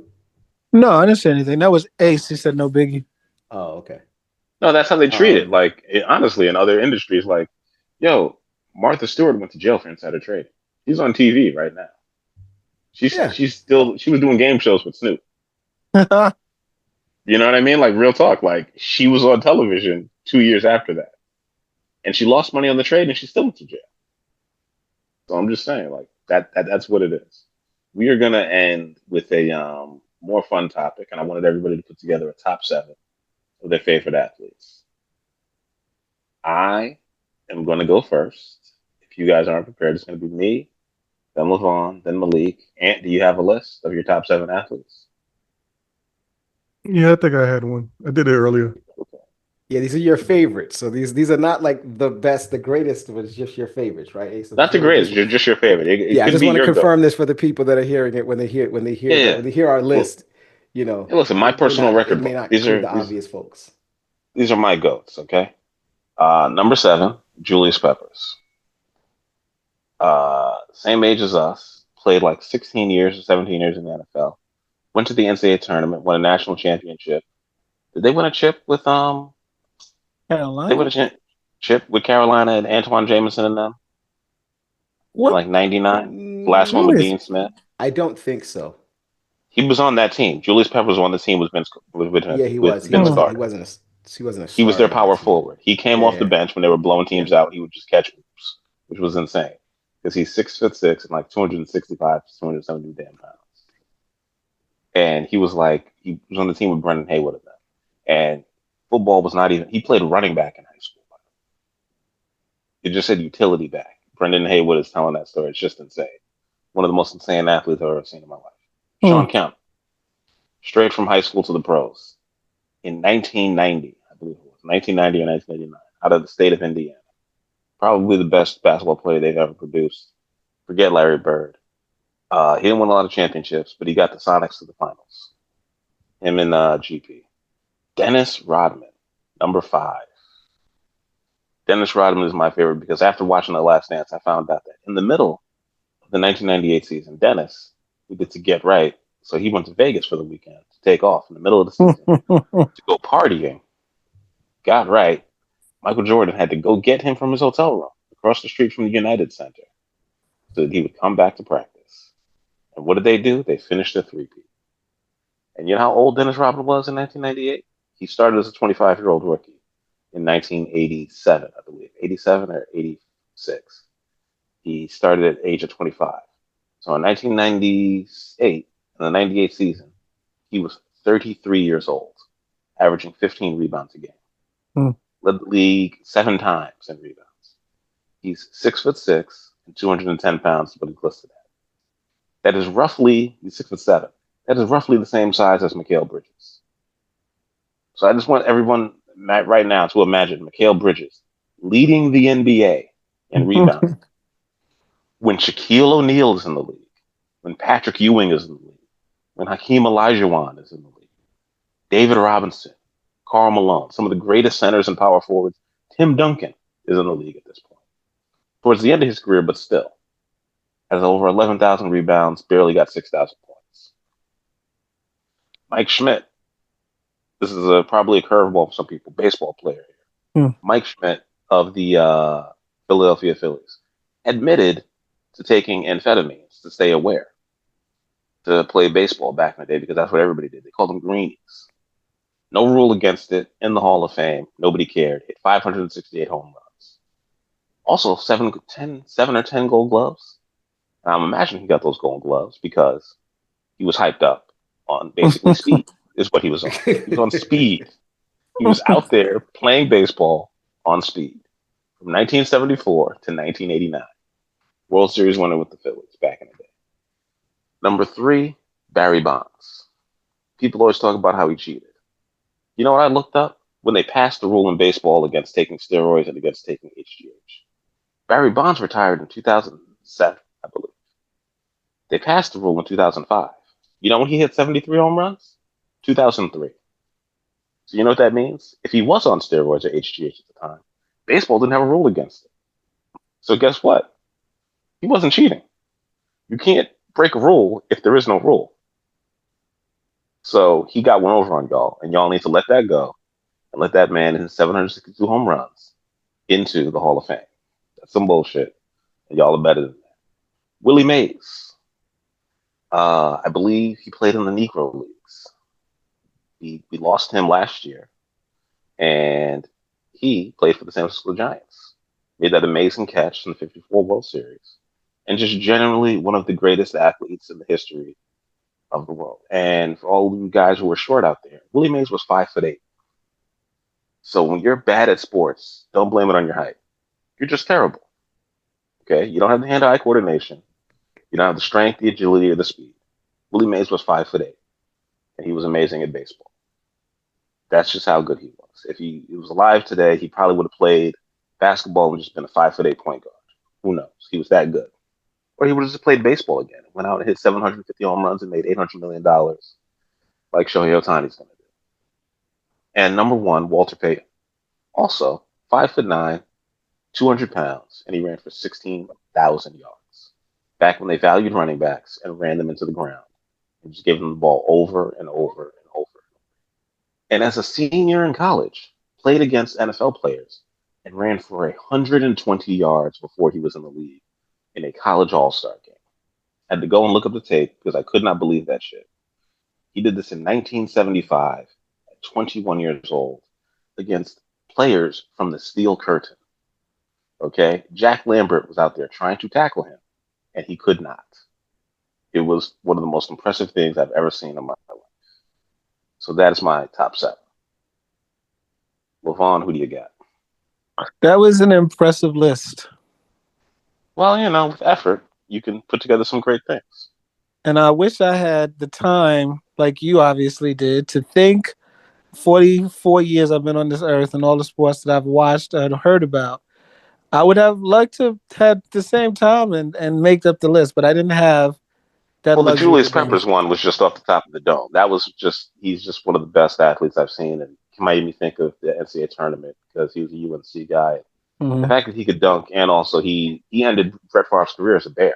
He chased him down with one hand and dragged him to the ground at Minnesota Stadium in TCF, and they had to play outside, and said, "No, not today, Brett, not today."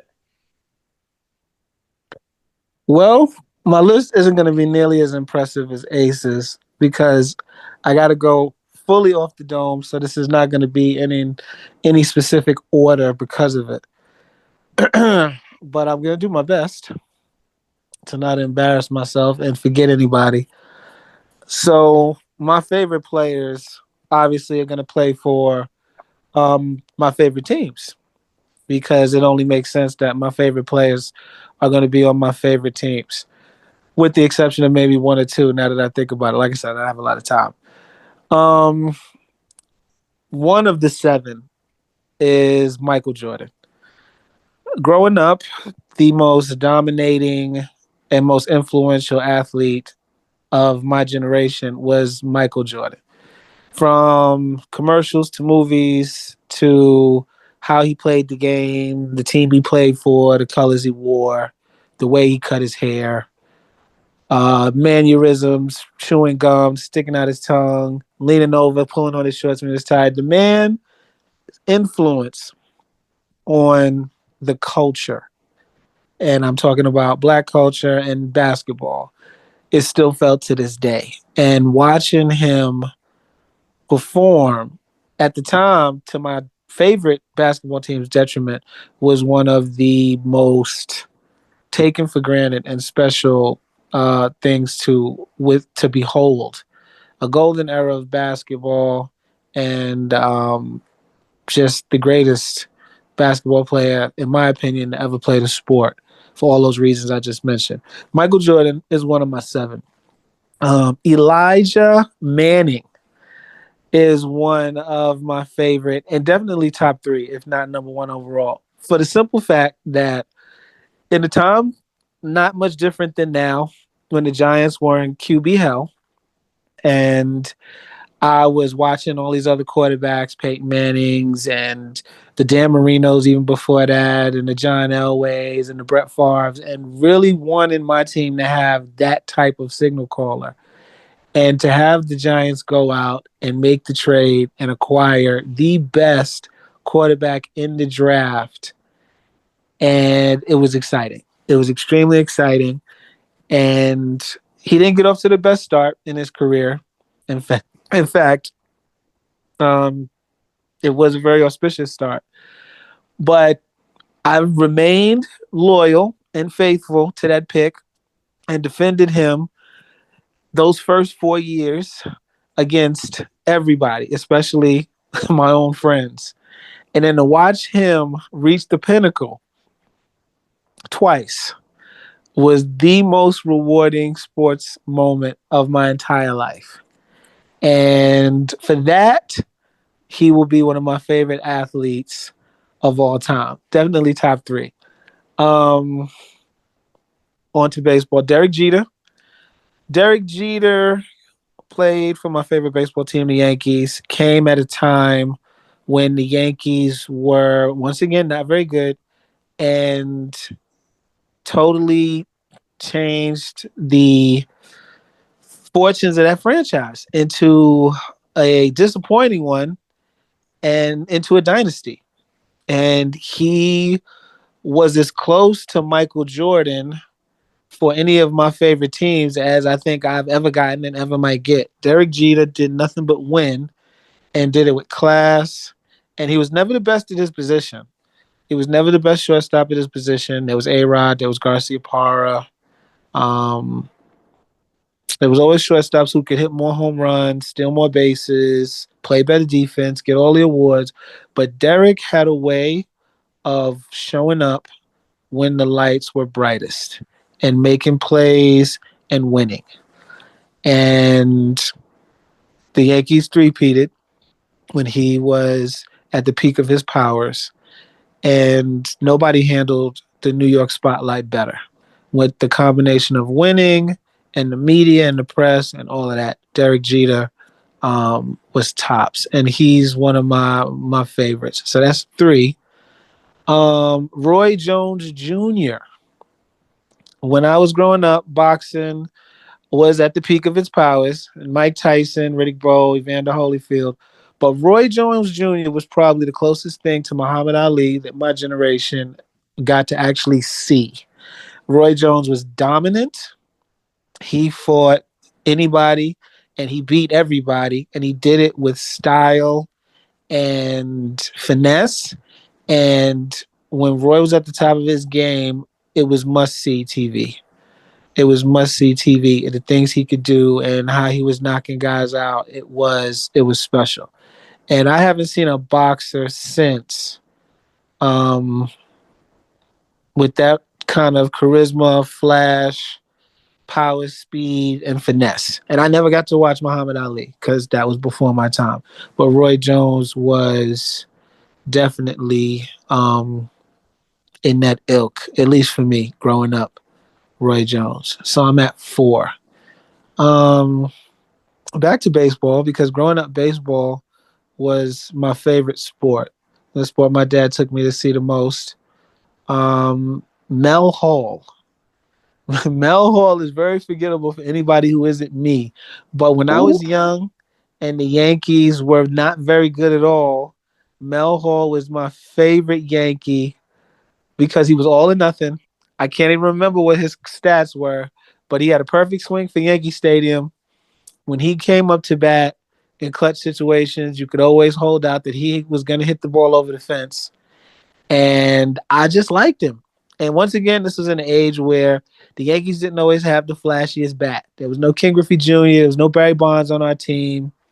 You know, we didn't have those guys. But Mel Hall was the closest thing we had to a Ken Griffey Jr. or Barry Bonds.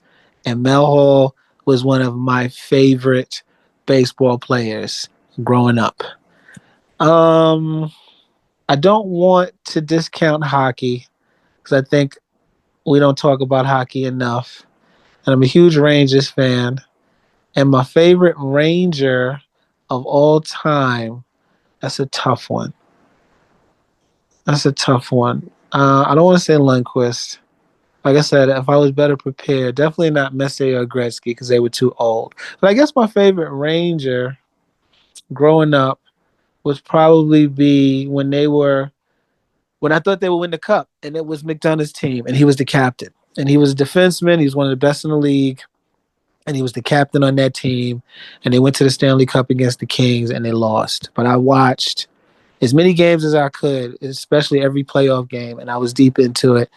And they didn't even really come close to beating the Kings. They got beat pretty good. But I think McDonough was probably my favorite New York Ranger of all time. And I don't know where I'm at on the list.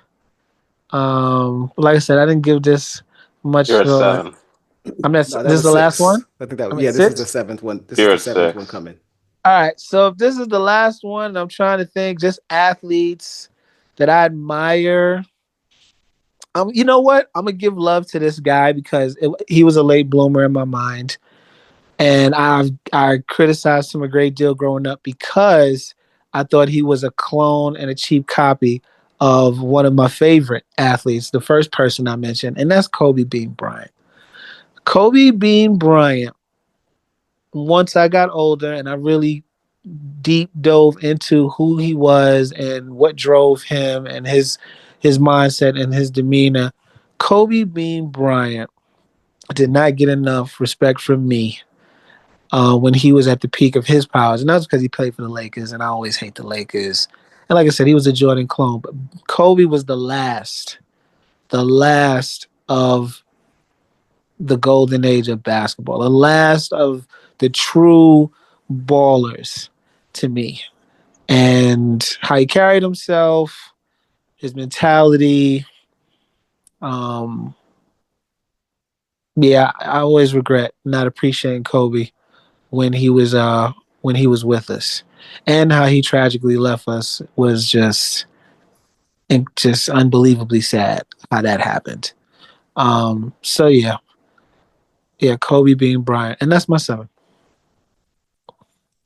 All right, Malik. Oh man, seven was a difficult. No, I don't know why you went with 7 because it's actually difficult. But I was like 10 deep, If and you then I was like, damn, if I you gotta got cut five, people you can out. just do five. No, I had 10. Oh, well, um, people always do top 10 lists and top five lists. I like it doing yeah, top so seven. top 7 was tough, but favorite players, favorite athletes of all time. It was tough. So I'll just do the honorable mentions that did not make the list, that did not make the top 7. Those three honorable mentions that are there were Barry Bonds, Kobe Bryant, and Dwayne Wade. Those are my three that did not make it. I won't go into any detail about them. LeVon already talked about Kobe, and Ace, you already talked about Bonds. So I'll just say about Wade, during his greatest time, he was out of the guys that came out of that draft, that 2003 draft. He was the one that was probably least heralded, although he was the one that won first. And he was the one that, carried his team first to a championship.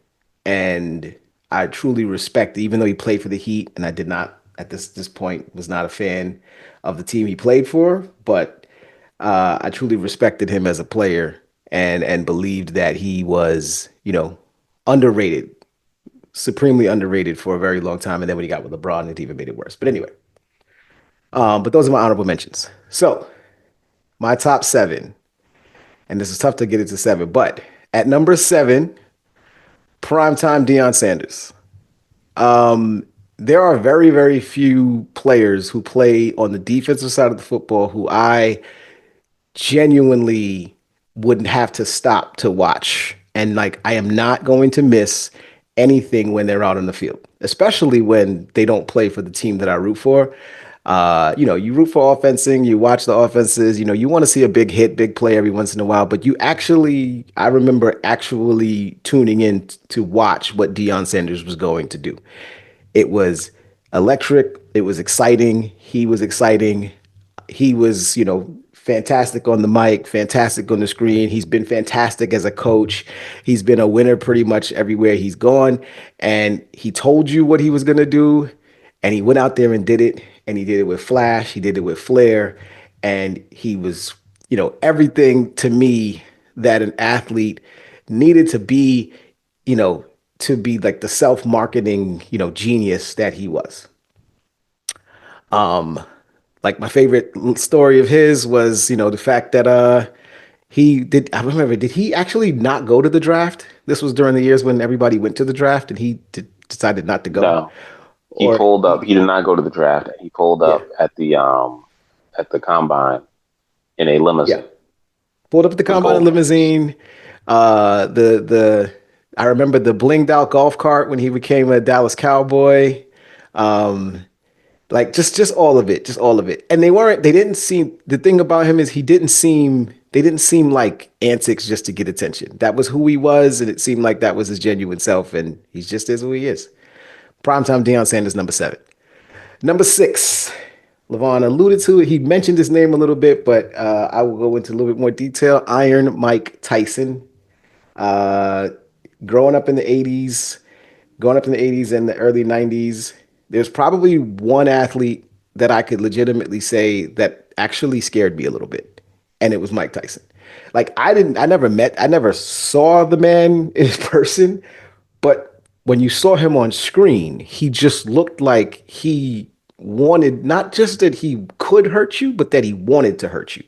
And that was like boxing is a sport, it's the sweet science. It's, everybody to shake and bake, to move, float like a butterfly, sting like a bee, and everybody talked about that. And I remember my dad telling me about Muhammad Ali and how great he was as a boxer, and Sugar Ray Robinson and Sugar Ray Leonard. And then there was this guy from Brooklyn, New York, who didn't care about none of the pomp and circumstance, came in, black hoodie, black shorts, black Not just sneakers. Brooklyn, Brownsville. Yeah, yeah. But came in from, just and got the shit done, beat the living daylights out of people, and then walked off. Sad to see that he clearly there was a screw loose there, and we didn't know that that was also tied to to his greatness. And eventually that screw fell off, and it did what it did. But during his heyday, my God, Mike Tyson was absolutely incredible. Actually made me a little bit scared of him, even in the video game, even in Mike Tyson Punch Out. There was a little fear. My hands were shaking. My hands were a little sweaty when I got to Mike Tyson. And to this day, I don't think I ever actually beat Mike Tyson in Mike Tyson's Punch Out.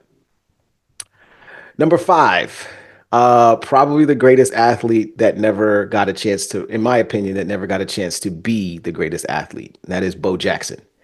Bo Jackson, to me, growing up, played baseball, played football, always believed that, through Bo Jackson and Deion Sanders and some others, Brian Jordan, a couple of others, believed that, they made me believe that it was possible to play two sports at a professional level, at the highest level of the game, and to be great at it.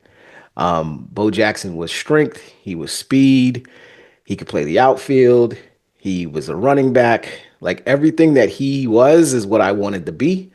And Bo Jackson made it, fun to watch him play, to play with them in video games. It was absolutely amazing. Unfortunately, I didn't get to watch much of him because, nationally syndicated things and television, and he played for the Raiders, when he was playing, when he played in the NFL, and baseball. He played with the Kansas City Royals for most of his career. So I didn't get to see a lot of him. Saw tapes later on, but when I did see him, incredible athlete, incredible player, an incredible guy. If you listen to him talk now, in his later days, like, and he had that same confidence, that same swag, the same braggadocious that Dion had. It just wasn't out in the open like that. And of course, greatest, probably with the exception of Michael Jordan, the greatest commercial run, in my opinion, of any athlete. Bo knows. Bo knows everything. He does Amazing everything. He is the sneakers too. greatest. Them sneakers was Fantastic nice. sneakers.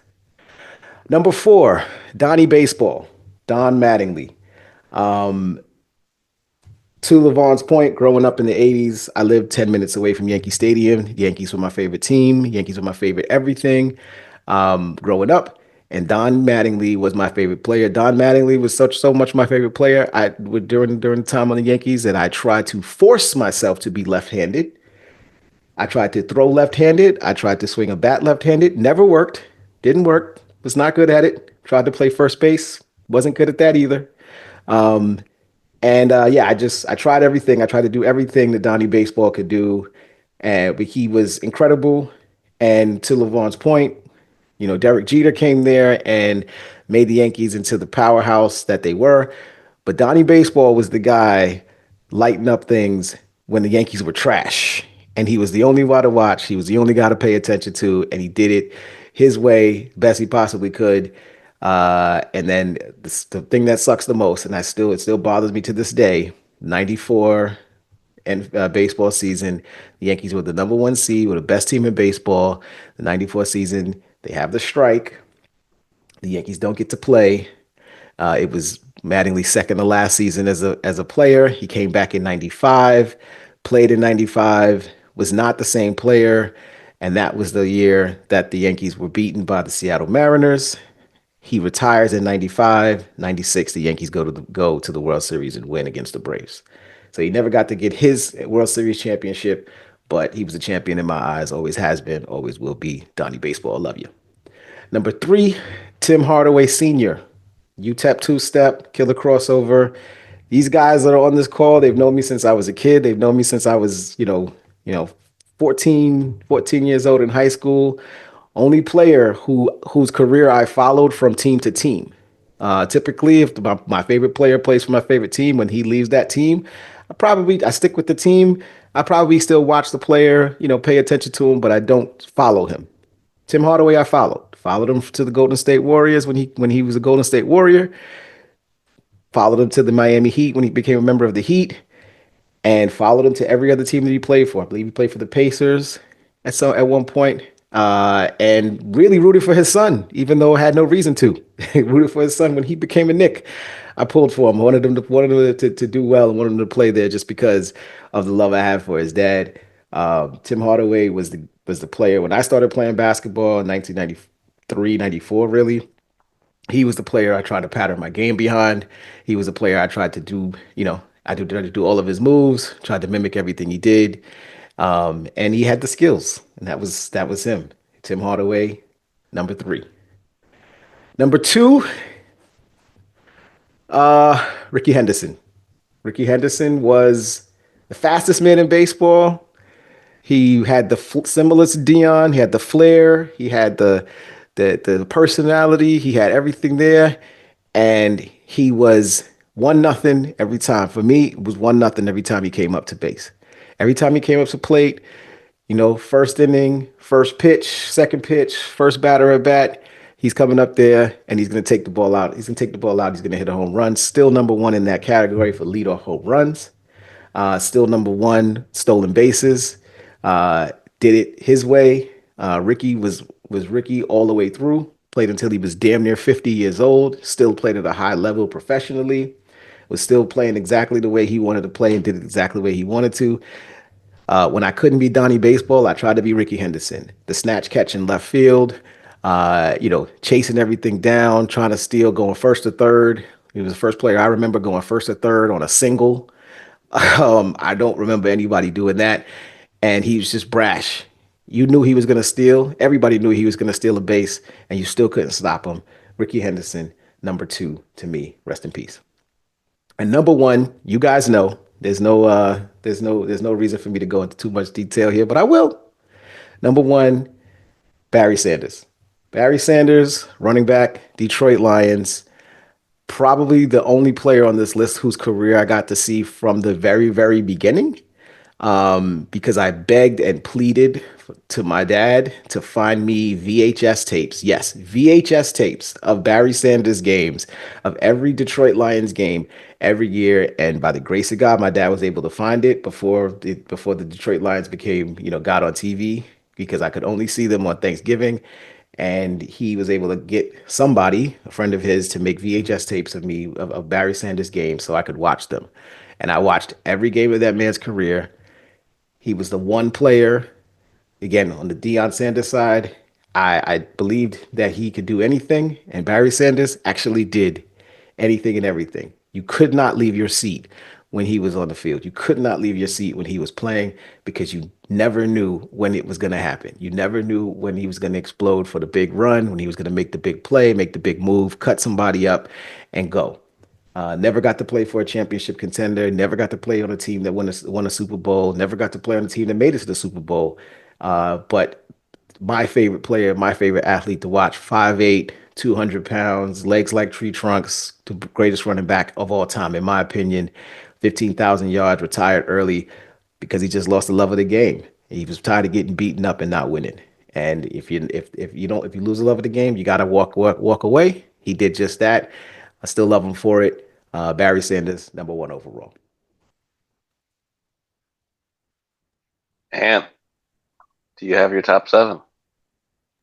Yeah, like Malik, I had a lot, and I just wrote them down and quite went on what I was doing all day, and I came back to it. But I don't really have any type of particular order or anything like that.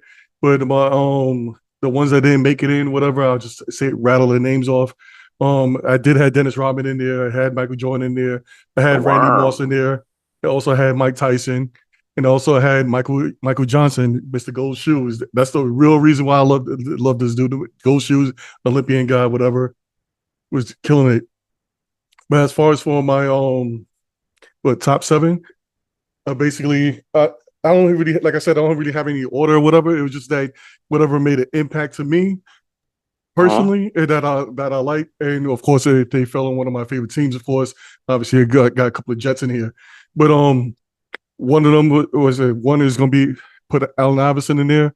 Basically, it's like basically Allen Iverson was like one of us playing in the NBA to me, because you had these guys who were 6'6", 6'3", 7 feet and stuff like that, but you had good old Allen Iverson who was 6 feet, whatever, skinny as hell. Basically, looked like he was out of high school, playing street ball in there, quite doing crossovers, even crossover the great one Michael Jordan, what we call it before.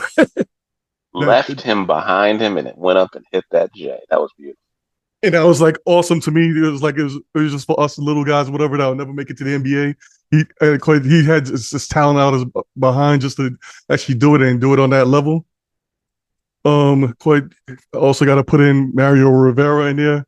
But he actually made me love baseball or whatever to actually watch it, because the thing is that as soon as he showed up, you knew that it was over. He had his own song. Quite other teams feared him. They just knew when that was over when he showed up. I had Charles Barkley, of course, in there. You guys obviously know me. Viewers out there don't know that I was a big Charles Barkley fan back in high school. Followed him from the 76ers, followed him to the Suns. Even stayed up quite late at night watching NBA playoff games that went until 1 o'clock in the morning, came the next day, dead tired, just to watch Charles Barkley. The only thing I was pissed off about him is that when he started doing that backing up BS to shoot the basketball, he usually misses on that. But when he actually catches the ball and just did one dribble and shoot, he was unstoppable. And I was just so pissed off that he never even noticed it himself. Let me see here. I already had. They passed a rule against that, that whole 3 seconds thing, the whole backing somebody down. That's because of Chuck. That's because of him. One of the few players I've ever seen get a 30-30 game. But that was 3, right? That's right. Anyway, that's 3. After that is going to be put Chad Pennington here. LeVon talked about him earlier, Mr. Noodle Arm. If he actually had the talent and the actual arm strength of what LeVon was talking about that he wanted for his quarterback, I think he would have been definitely one of the greatest quarterbacks of all time. He had the mentality that can be up there with the great ones of Tom Brady and Peyton Manning type of thing. This guy definitely can analyze the field, whatever like that. I'm surprised he's not a head coach in the NFL right now. Dude was fucking awesome. He's definitely should be a Hall of Famer, but I doubt he's gonna make it. But he's definitely a Hall of Famer in my book. Let me see here. Also, I have Darrelle Revis, of course, because to me he's the greatest quarterback of all time. Revis Island shut down one side of the field. People feared him. I remember he went through that murderous role of wide receivers and basically held his own against all of them. I haven't seen no other cornerback has done that with their generation of quite top wide receivers are shutting them all down in almost every single game. Let me see here. Also, I already said Curtis Martin, right? No, you didn't. That would be your number. That would be 5. 5? You said 4 guys. Am I mistaken? Okay. I could have sworn. Anyway. You said Mariano Rivera, Chad Pennington, Darrelle Revis, Charles Barkley, and then Curtis Martin would be 5. Okay. Anyway, I definitely definitely love Curtis Martin. He's my favorite football player of all time. And also, even though I need to get a real jersey of Curtis Martin, because I remember back in the days, there was a store somewhere where I had the old Curtis Martin jersey from what was that, Modell's store, whatever, the cheap one. I had that one, and I went to the game to see him. One of the greatest games of all time, in my opinion. The crowd was shaking, the crowd was rocking and stuff like that. Like I said, these guys basically gave me a good view. Just basically changed my view of the sport in general, and they took it up to another level. Another player that I want to add in here was Hakeem the Dream Olajuwon.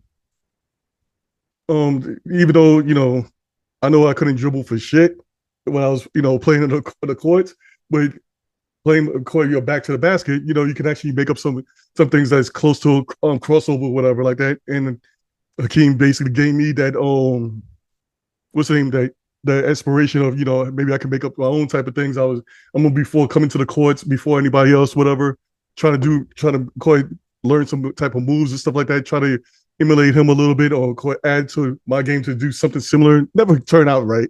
That's what that was. Yeah, see, that's what that's why I get some of this All those shit. years. Oh my Okay. god! Hey, I I got knew some of that's this. when Ant was I practicing. got some of the I moves. showed I him how got to do a some drop things. step. I got some stuff quite right, but I still don't have no talent for it. But I still had some stuff right. But I figured some of these things out, and it kind of works. But that when it all started basically when unfortunately when he went against the Knicks and he kind of basically destroyed them. But shoot, back to the basket, do a couple of dream shakes, do whatever stuff like that. It was like money. So I was like, let me try it on my own.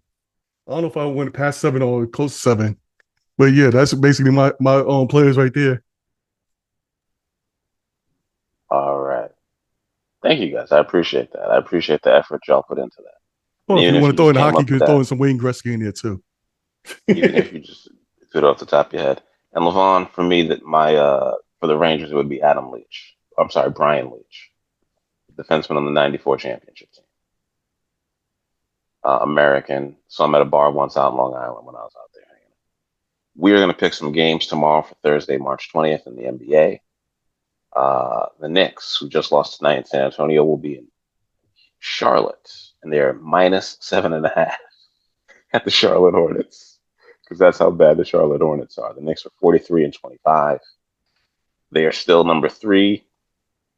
They're still the number 3 seed, winning 63% of their games, which projects them to win 9 more games the rest of the season out of the final, I believe, 14, which would put them at 52 wins on the season, which would be would give them their 6th 50-win season, which is pretty amazing considering you're going to be a 60% win percentage for the year. That's, for all you football fans out there, that's the equivalent of basically winning 12 games in a season out of 16 or 17, which is pretty damn good in my opinion. I'm going to be taking the Knicks. It appears they took the night off today in San Antonio. They decided not to show up. Maybe they were just tired. I don't know. But they're going to be playing a back-to-back in Charlotte, who are one of the worst teams in the league. I expect them to cover that. Malik, who do you have? Now, Yeah, I'll take the Knicks too. Despite the fact that they're missing the best player out of the two teams in this game, obviously with Jalen Brunson being out. They don't have they're not, crazy injured like the Charlotte Hornets have. The Charlotte Hornets are injured all over the place. Brandon Miller's hurt. Their rookie is hurt.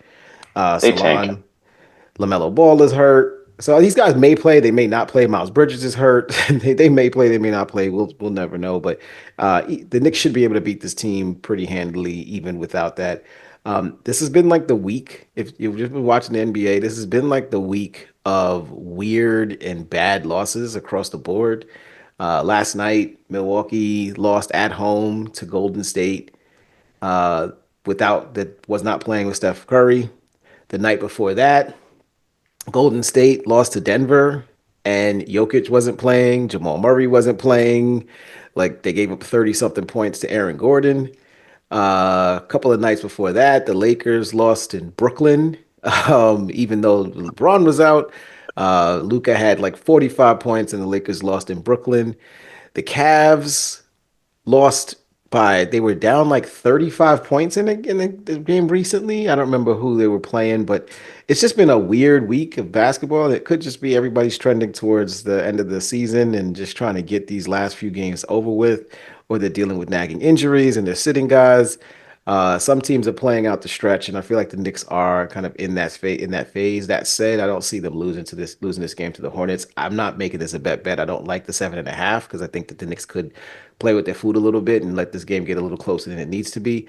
But I think ultimately the sting of tonight's loss, combined with the fact that you don't want to lose another game to a bad team and put yourself in a position to potentially be the 4 seed, and drop out of that top three, will get them to win. So I'll take the Knicks, but I don't like the. I'll take the Knicks. I'll give the 7.5 points, but I'm not crazy about it. Vaughn, what do you got? I'm still mad about this loss tonight.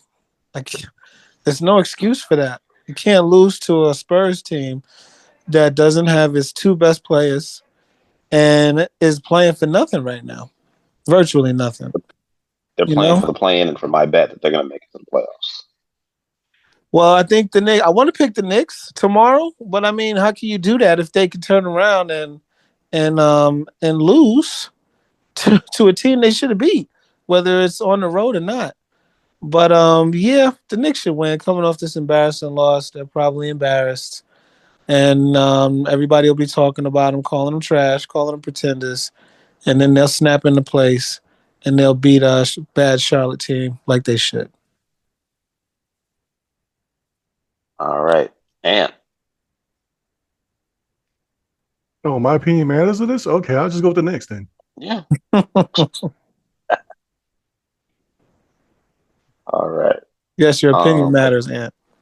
a team that is currently in the play-in. We're going to pick 3 games for tomorrow. A team that is currently in the play-in. I'll post our NCAA picks on Twitter and also on the blog if y'all want to follow those. But I imagine everybody's kind of heard our Final Four and who's going to win. But yeah, I'll put the upset picks on there too. But a team that's in the play-in that's also playing another team that's actually in the playoffs. It's also in the play-in. Bulls versus Kings at the Kings. The Bulls are getting 6.5 points. The Kings have Malik Monk starting at point guard. They are going to be without their star center. They're going to be without their star center, Domantas Sabonis. And I think the Bulls still have Vucevic. I'll go first, and I'm going to take the Bulls getting 6.5 points. The Bulls are going to be playing a back-to-back, and they are right now to Phoenix in Phoenix. So they're going to be going from Phoenix, Arizona to Sacramento tonight playing. They're down currently by 16 points, and Phoenix has been unwatchable over the past couple of weeks. Genuinely. They've just been genuinely awful. Kobe White is the best player on the Bulls right now. He's their point guard, shooting guard, I guess, so to speak. They traded away Zach LaVine, so maybe this is a Zach LaVine revenge game for him tomorrow. But I still think the Bulls are a better team than the Kings. They have to play for the play-in. They're the 9th team right now, even though they have a Yeah, winning record of 34 and 33. Maybe they can sneak up to 8. I don't know. Dallas seems to be fading pretty bad, but we will see. I don't expect the Kings to win, but I'm taking the Bulls. I'm going to take the 6.5 points. I expect them to be better tomorrow on a back-to-back. I know that sounds nuts and it's kind of crazy, but it goes against convention. But I believe Sacramento isn't playing today either. So Sacramento is playing right now against Cleveland. So they already have a pretty tough opponent at home, and I don't expect them to play 2 great games back to back. And I think Chicago just took the night off, and Kevin Durant's getting the best of them. So give me the Bulls. LaVon. yeah, I agree. Chicago's going to make the playoffs. Um, they're going to be. I think they're going to get that last spot. That team is weird. Kobe White, they're inconsistent. They remind me of what the Knicks used to be. They got talent, young talent that just can't be relied upon. But yeah, I like the Bulls to win that game. All right. And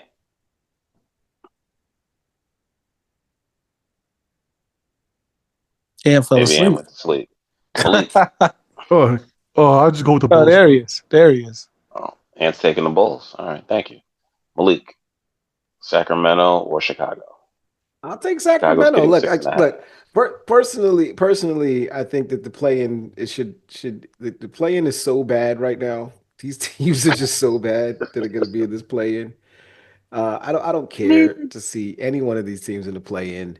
Um, and in all honesty, they're just going to get boat raced by whoever the 1 seed is. Like these games just matter not to me. But anyway, You never know. both of these teams are coming off of will be coming off of a back-to-back. Sacramento's currently playing against Cleveland at home right now. So we'll see what happens with both of those games. But Sacramento's at home. I'm not necessarily a fan of the team, but I do like a couple of the players on the team.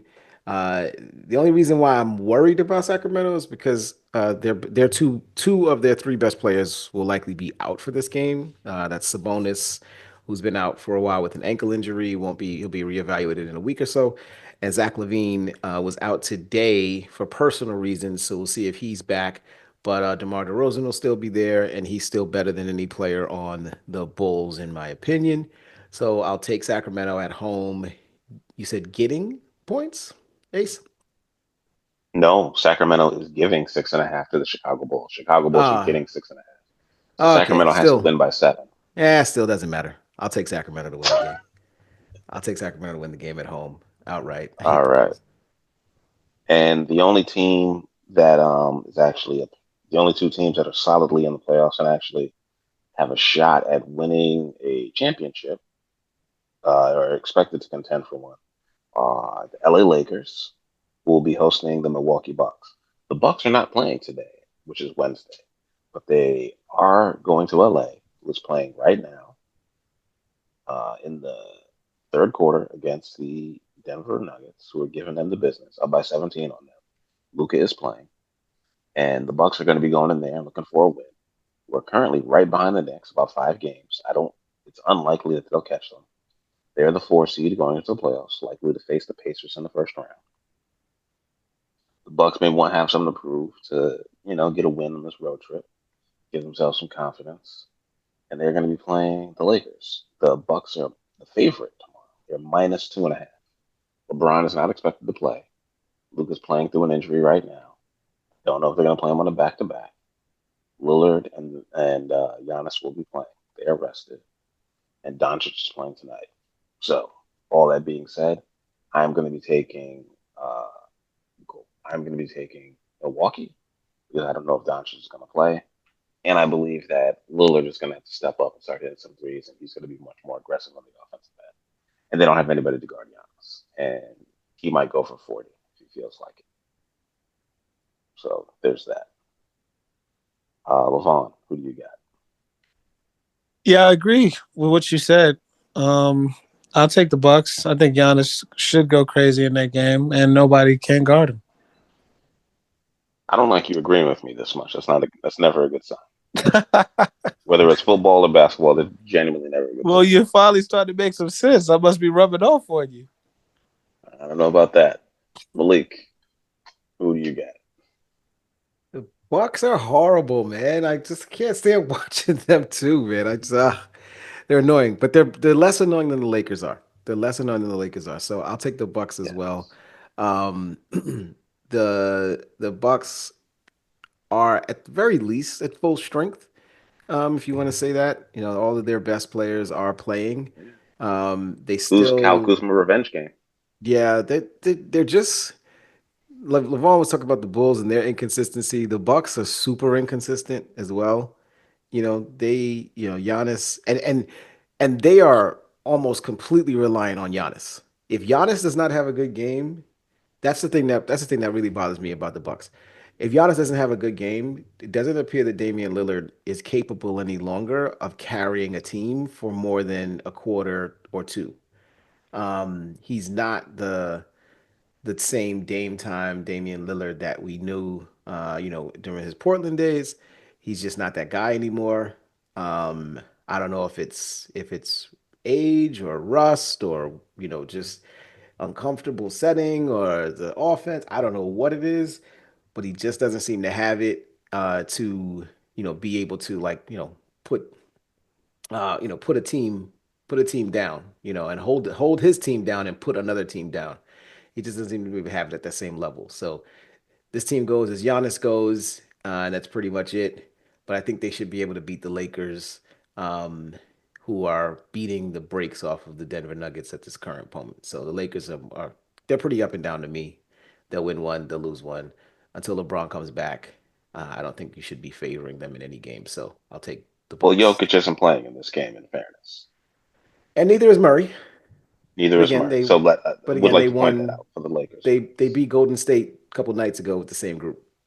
So Fair, fair. Um, Westbrook had a triple double too. I'll take the Go Lakers ahead. just for giggles. I'll take the Lakers.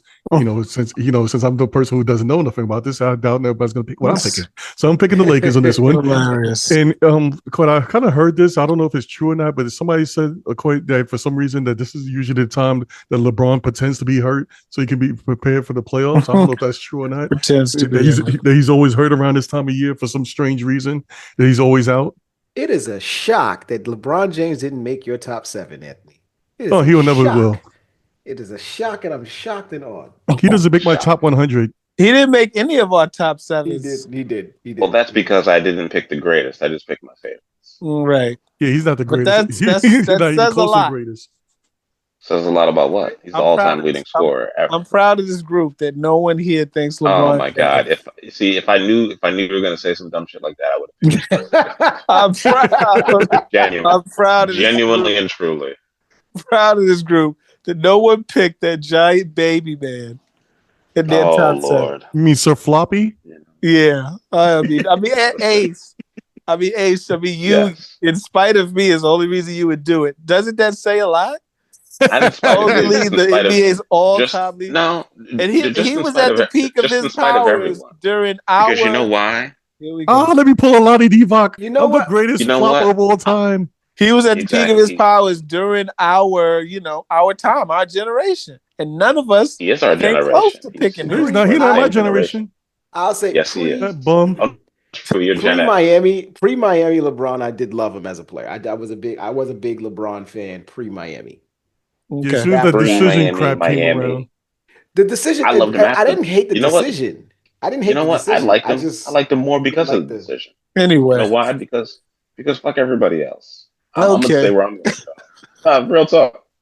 I'm going to tell you where I'm going to go. They're not going to tell me where I'm going to go. Oh, where I'm going to go. And then Pat Riley was like, come on back. He's like, I'm good. I'm gonna go back to Cleveland. LeBron is trash. Sure, of course you think that's Stephen A. LeBron is trash. Don't get us started on that. Don't get us started on that whole thing. That debacle. Stephen A. LeHon. That's okay. He's lucky I wasn't Stephen A. Smith. I would have dared him. Stephen A. had too much on the line. Stephen A. just got his $100 million deal the same exact day. Of course you would. Go listen to what Chuck had to say on it. Stephen A. had too much money on the line. Chuck was hilarious. Listen, LeBron, I would have dared him. I'd have been like, "What? I said something about your son. What you gonna do?" Scored 50,000 points. He's a bum. 50,000, including the playoffs and regular season. It's easy to do it. It's easy to do it in the Charmin Cotton era. Oh, Charmin Cotton. Yeah, it's so soft.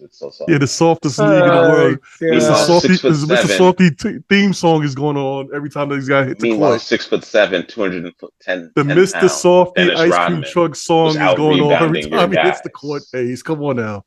Yeah. Meanwhile, Dennis Rodman was out rebounded Charles Barkley and Hakeem Olajuwon. Like to point that out at 6'7". Yeah, Dennis Rodman had way more talent than people would think. Meanwhile, Chuck played at 250, and Hakeem was like 270. Chuck said he played at 260, 250, which is bananas.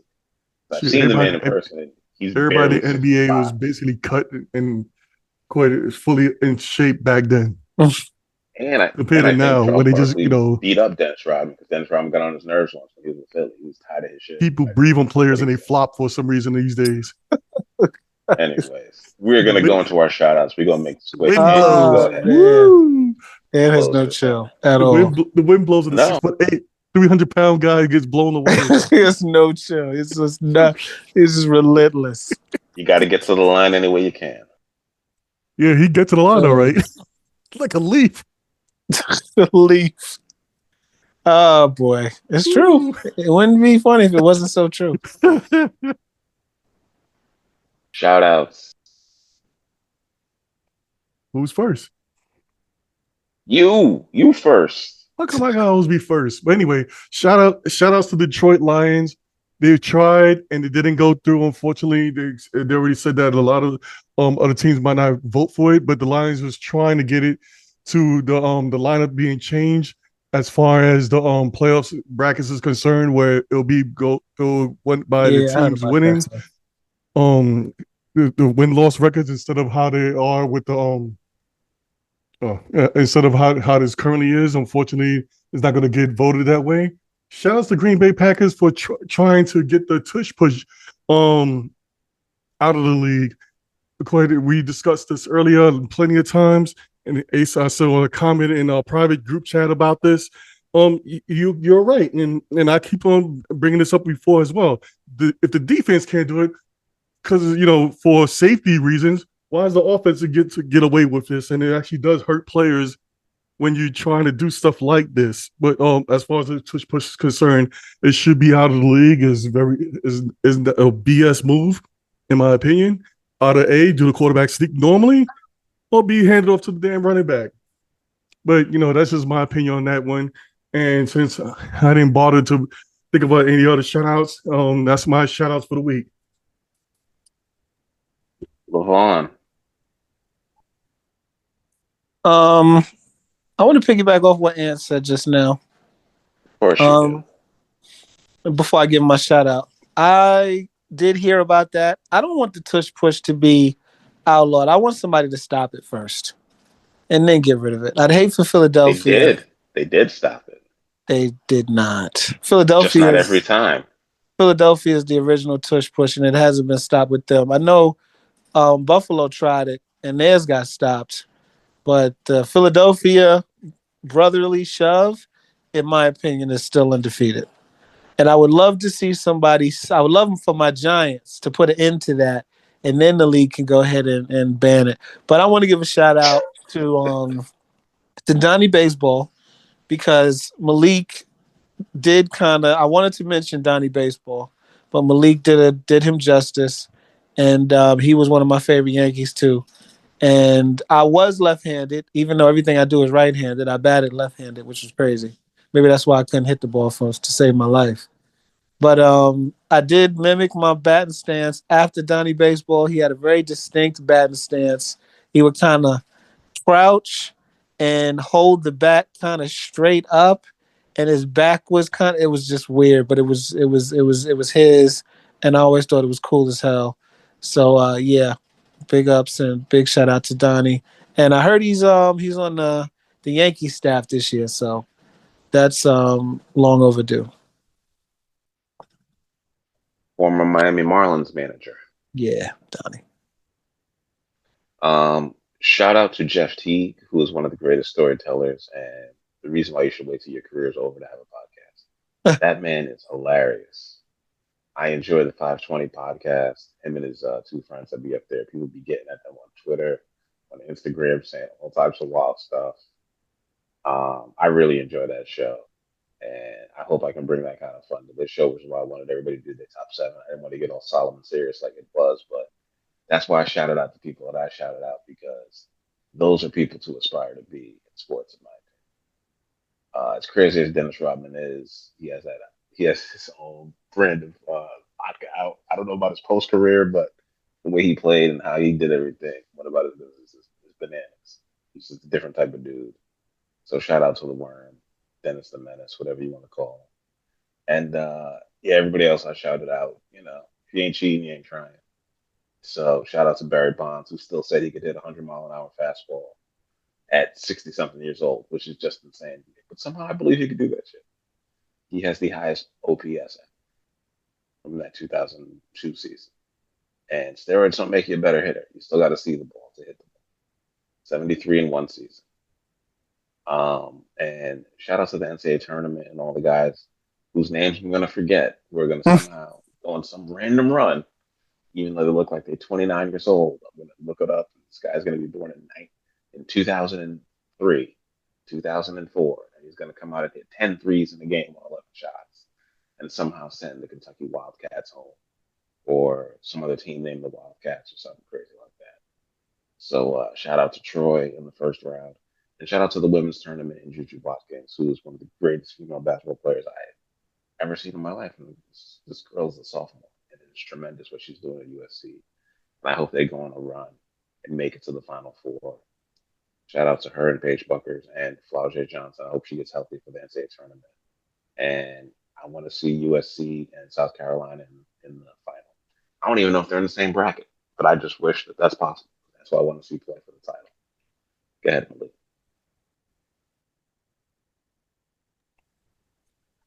Malik fell asleep. Oh, there No, we I'm go. here. I'm here. So I know Anthony mentioned it before when he was talking about the Packers and their submission of getting rid of the tush push rule. But I'm going to say shout out to my Detroit Lions who submitted their own two rule changes that have been less that have not been Yeah, as that's not gonna go mentioned through, but I like it. but the first of which being the reseeding of the playoffs in the Yeah. NFL. Yeah, that's the one I mentioned. Basically, Yeah, mention that.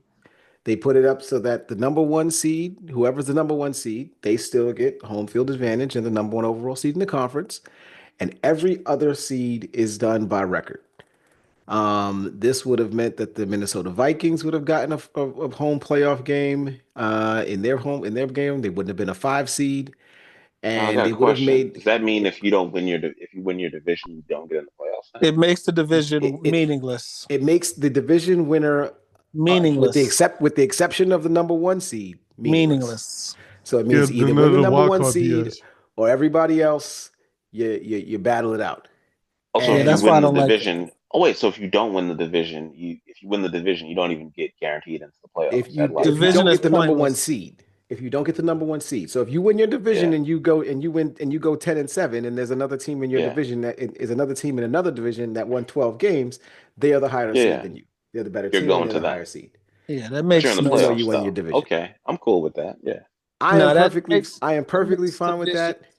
I useless. I don't I only care look, I only care about the division winners if they're the number one seed. I don't we play for the number one seed, the divisions sure the divisions matter, Let's but discuss after your I'm shout out. tired of freaking 7-9, the Let's 7-9 discuss Seattle after. Seahawks that got the chance to play at home against the 11 win team. I'm tired of that shit. The 11 Reseed win it, do it all Saints. over. Yeah. Please stop The because you're Beast making Quake. me want to respond. The next, the next one that they put together, I'm take it or leave it. They did put in one for no automatic first down Yeah, no. Illegal off of contact. a legal contact, Yeah. which I actually like that because typically it's a 5 yard penalty. Like typically it's a penalty that's only done, where they contact the player beyond 5 yards. And usually, there's no guarantee that that play would have ended up in a first down. And so I don't see the reason why it needs to be a first down. I think some of the automatic first down rules that they give are kind of ridiculous in my opinion. But anyway, I think defensive holding was the other one. Defensive holding, and unless the holding occurs beyond the first down line, then it should be a spot foul. Basically, what they said. Make it a spot foul, and that's it. Um, Shout out to Matthew Stafford. Um, he was similar to what Levon said. He was a player that didn't make my list of the top seven, but for Levon, Eli Manning, Matthew Stafford was that person for me for the Detroit Lions. Um, Never really had a great quarterback. Never really had a quarterback who was worth really mentioning at any point in time in the course of my fandom as a Detroit Lion fan. When he was drafted to the Lions. Uh, I think Anthony, you were with me. I don't know if Ace, you were with me when we went to that draft. I Um, was there. I The famously was '07 hugged. draft. I famously got a hug from fans of other teams because my team was the representative of the team that had the worst record in the NFL history, going 0-16. Oh yeah, I think Ace was Famously, there. that was the one where I wore the T-shirt Yeah. about going 0-16, and fans, congratulated me and gave me a hug because, of what I was going through. But Matthew Stafford, he brought hope back to the team. He brought hope back to the city. And when he won that game with a separated shoulder against the Cleveland Browns in his rookie season, when he won that game, that made me a fan of his for life. And that was absolutely ridiculous. I wish we would have won. I wish he would have gotten to win a Super Bowl and been on this team. Shout out to Jared Goff. He's playing well here at Detroit, but there's a part of me that wishes that Matthew Stafford had been here for this run, similar to my comment about Don Mattingly with the Yankees. Um, Who else? Did I have another one? I'm trying to remember if I did have another one. I did have another one. I cannot remember it off the top of my head. Wrap it up, So B. I'll stay with those two. And I'm done. We're out. Ace is All right. hilarious, bro. I try. Wrap it up. Thank y'all for coming out. I appreciate y'all listening. We're gonna break this up. Actually, I'm Mhm. gonna leave this one super long podcast. I appreciate y'all. Hope that this is something to listen to while you're watching the tournament. Go Louisville. We out. Peace. Peace out.